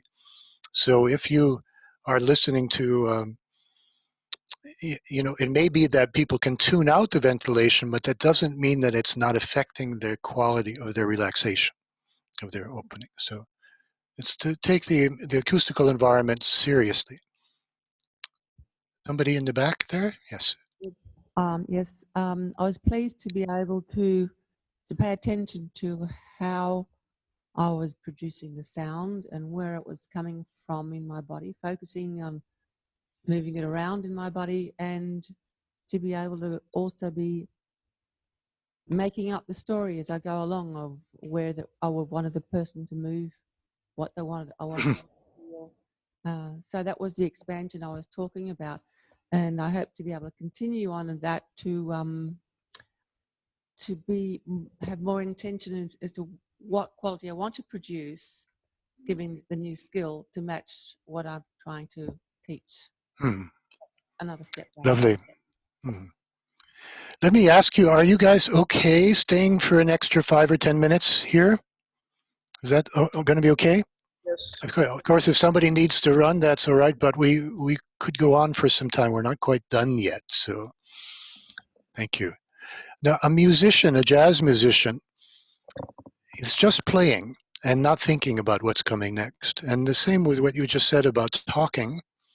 When you're teaching, you know, when you're first teaching ATM, you're thinking, well, am I doing this correctly? Is this how the lesson goes? But eventually you hit a flow and you get into a zone where you're just improvising. You're just playing jazz. And this goes with walking. Of course, you're not thinking about walking. You know, we tune into how we walk now a little bit, and that changes the way we walk.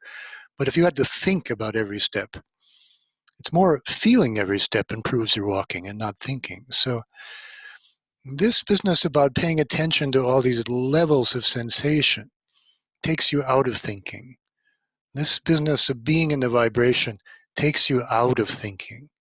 This is jazz, or it's whatever, but a musician does not want to be thinking too much about their performance. They want to be the playing. They want to be your talking, and not to be somebody separate from your talking who's thinking, I wonder what I'm going to say next. So these are all very interesting points that you're raising. Anybody else have something to contribute?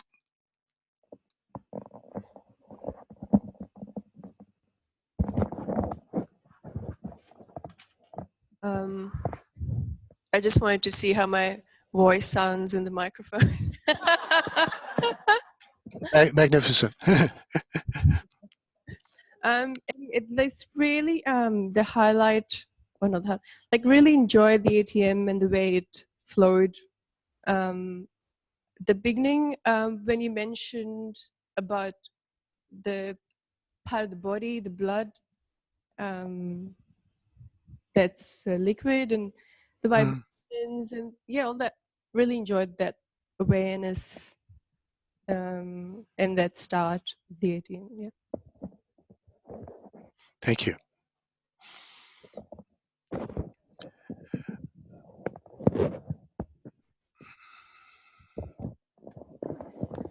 Not only does everybody's voice sound different, I'm listening different. It's like their voice, the waves, the frequency are penetrating through my skin. So it's not just coming in through my ears, which is really lovely. So I can hear better, which is always nice.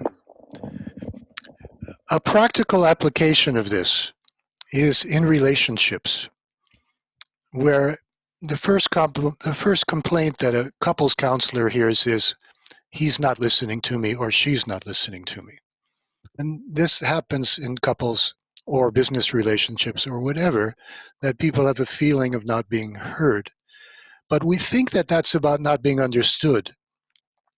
However, more importantly, it's a sense of not being resonated with. And when you are in this zone of feeling the resonance of the voice, the content, like somebody said, becomes irrelevant. If a couple is in resonance with each other, they could just mumble or sing and have a much better understanding. And if they're not in resonance, they can speak as many words as they like, so they understand or comprehend, but this does not help. Does not help to bring closeness. So I recommend that in a situation where you feel like you're not being understood, that you take some time to come into resonance. Now, why are we not in resonance most of the time? Well, muscle tension makes us unresonant. Now, we're like a bell that's buried in the earth. You know, it doesn't move. And when the earth is removed from the bell, it can ring. That is stress. Another barrier to resonance is thinking too much or being kidnapped by strong emotions. So to be in resonance is to be open like an antenna, to be de-stressed, to come out of your thinking and to let go of the strong feelings and just try to be there and to be empty so that you can be moved. In other words, if you're too full, you can't be moved. And you notice that when you're really listening, silence is not the absence of sound, but it's rich. It's rich. Silence is a full experience.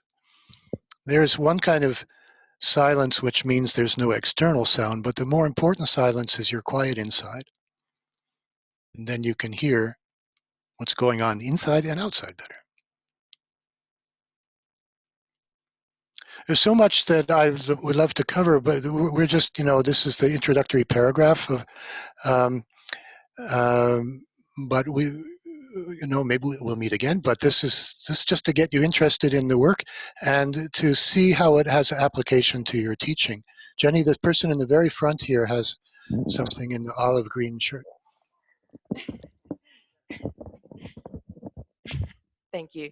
I just noticed that I was putting my hand up every time you put your head down, but you still noticed, so thank you.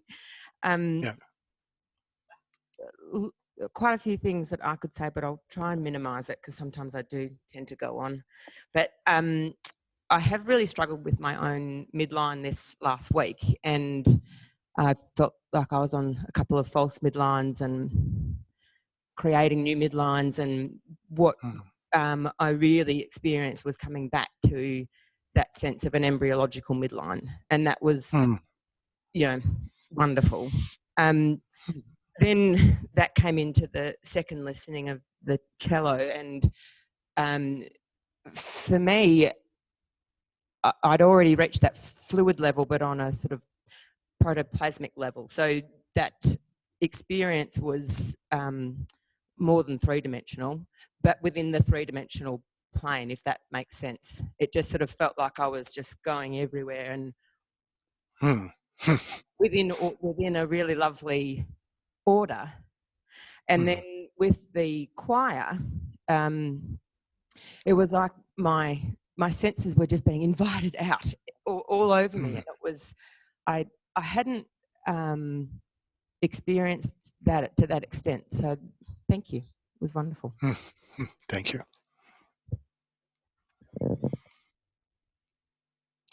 The gentleman who sings in the choir probably understands the German there and know the reason. Wenn jemand da Deutsch spricht, versteht auch. If anybody speaks German there, would also understand why I chose that piece.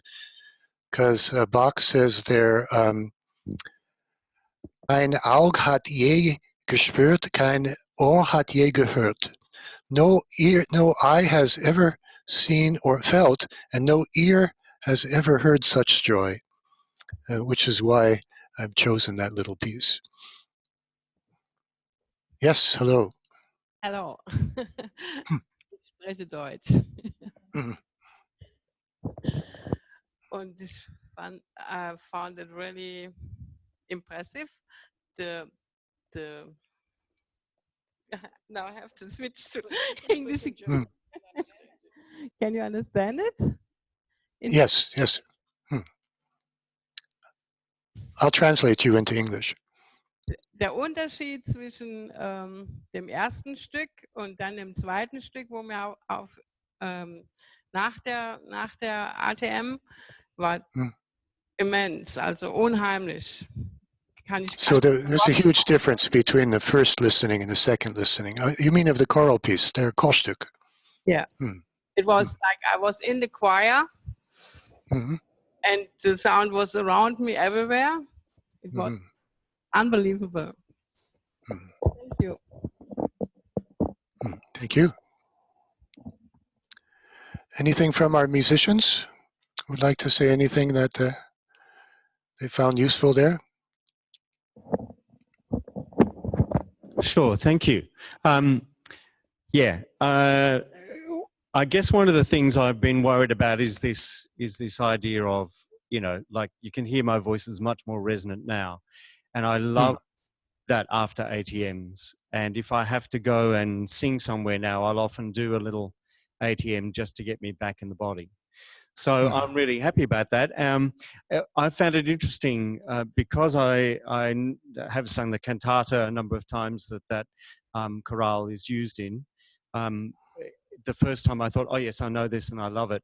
And it was interesting. The second time I didn't love it as much, which I found, and I wondered how or what I was listening to. But the cello suite, the second time was, on another level. It's fantastic. By the way, the cantata that he's talking about is called Wachet auf, ruft uns die Stimme, which is wake up, the voice is calling us, which I particularly love. I'm not sure if Bach knew that he was giving me a title for a workshop, but that wake up, let your voice wake you up. Wach auf, ruft uns die Stimme.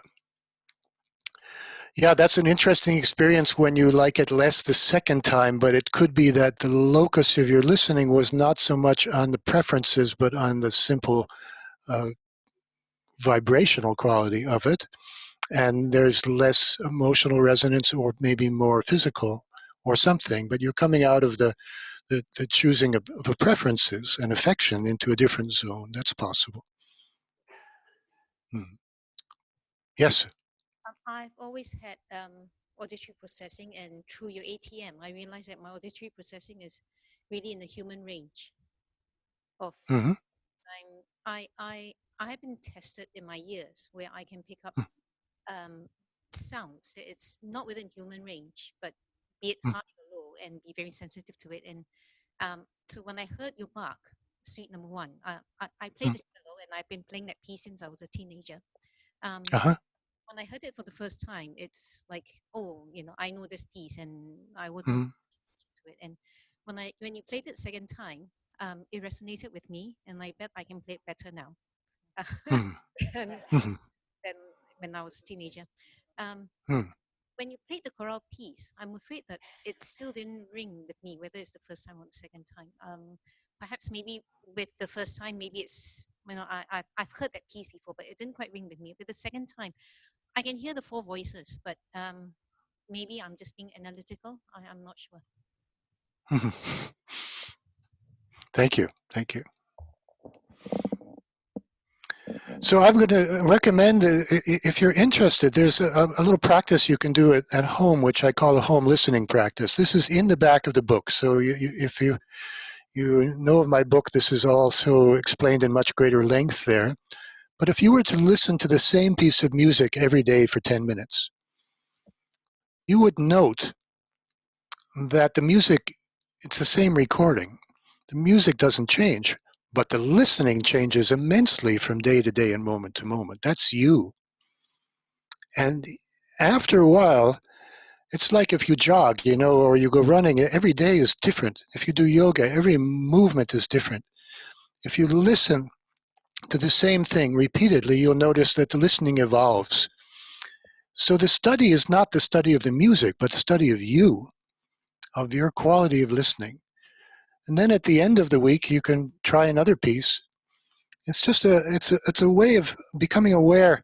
How does my posture, how does my breathing affect my quality of listening, my excitement, the time of day, what I've eaten, my exhaustion, my freshness.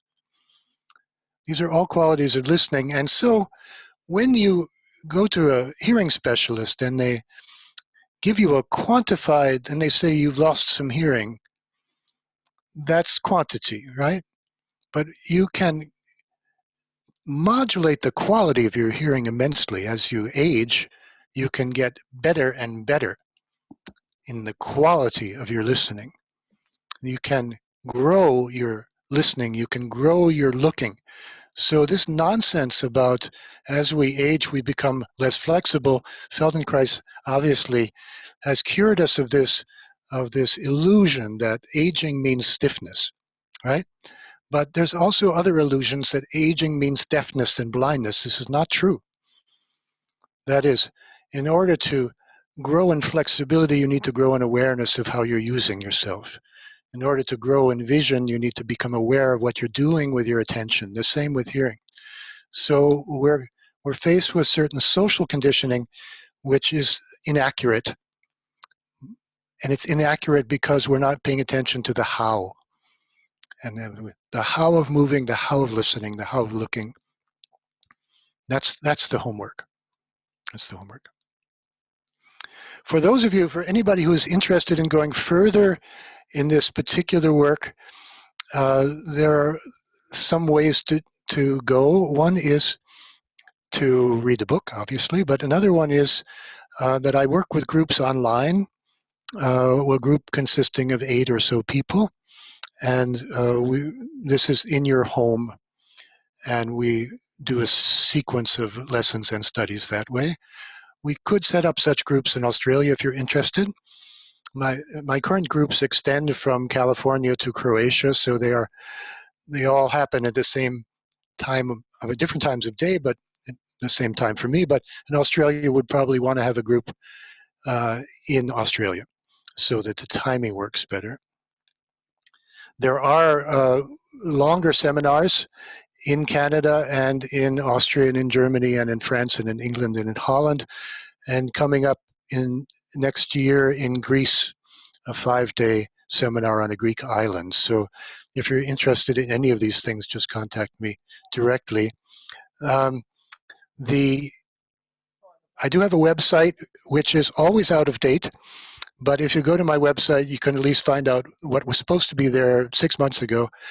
And you'll also find my email contact and just write me a note. So I invite you to stay in contact, send questions, or through Jenny. The website is listeningwithyourwholebody.com, not hard to remember. Listeningwithyourwholebody.com. I will make David's email available to you. I mentioned to somebody bone conduction headphones. I'll send the reference to Jenny about that. These are devices that you do not go over your ears, but they sit on your skull and your temples, and your ears are open, and then you get the sound through your skull, which is a very interesting experience. Yes, we have another. Hello. Yeah, I've got a question about the bone conducting microphones. I don't know, are you familiar with Tomatis method, where a French audiologist, I think he was, worked on integrating the inner ear to with the brain. Yeah, I'm familiar with Tomatis. I don't use his approach because it's basically technically based, so based on rather than somatically based. It's based on listening through headphones, whether air or bone conduction, and training your auditory cortex to receive different frequencies. I don't have a judgment about it. I just find that it's not my approach. My approach is based on the somatic experience where you don't need any particular machinery, technical stuff. But thank you. If you're interested, check it out. There's a chapter in the book about the Tomatis method right at the very end where it compares the two approaches. I'd like to thank Jenny for her immense patience and technical know-how for putting this together. Could you give her a hand for juggling?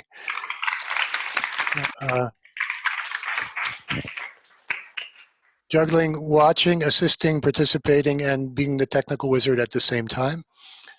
And another hand, just silently to the times that we live in, that this is possible.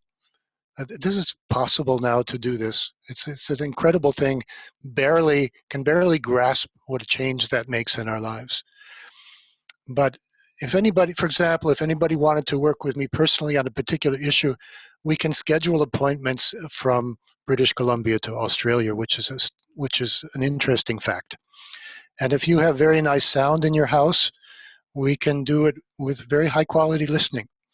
And that's how I do this. So if anyone wants to work with me in person, this can be done in British Columbia in Canada in the summer and fall, and in the winter in Austria, which is very much like Australia, except it's missing an A and an L.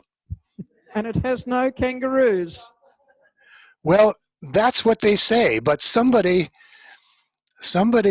read the t-shirt that said Austria, no kangaroos, and let a wallaby loose.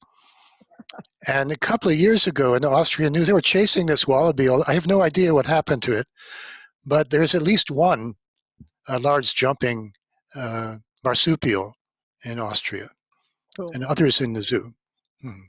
David, thank you so much for getting up early. Thank you so much for your patience and your trust. With us. It's been great, and we look forward to chatting with you more and giving you some feedback about the experience as we continue to play with it over the next couple of weeks. Yes, I'd love to hear from you. I'd love to hear what happens when you go teaching and playing. So please stay in touch, write me a mail, whatever. Take good care. Bye-bye. Thanks.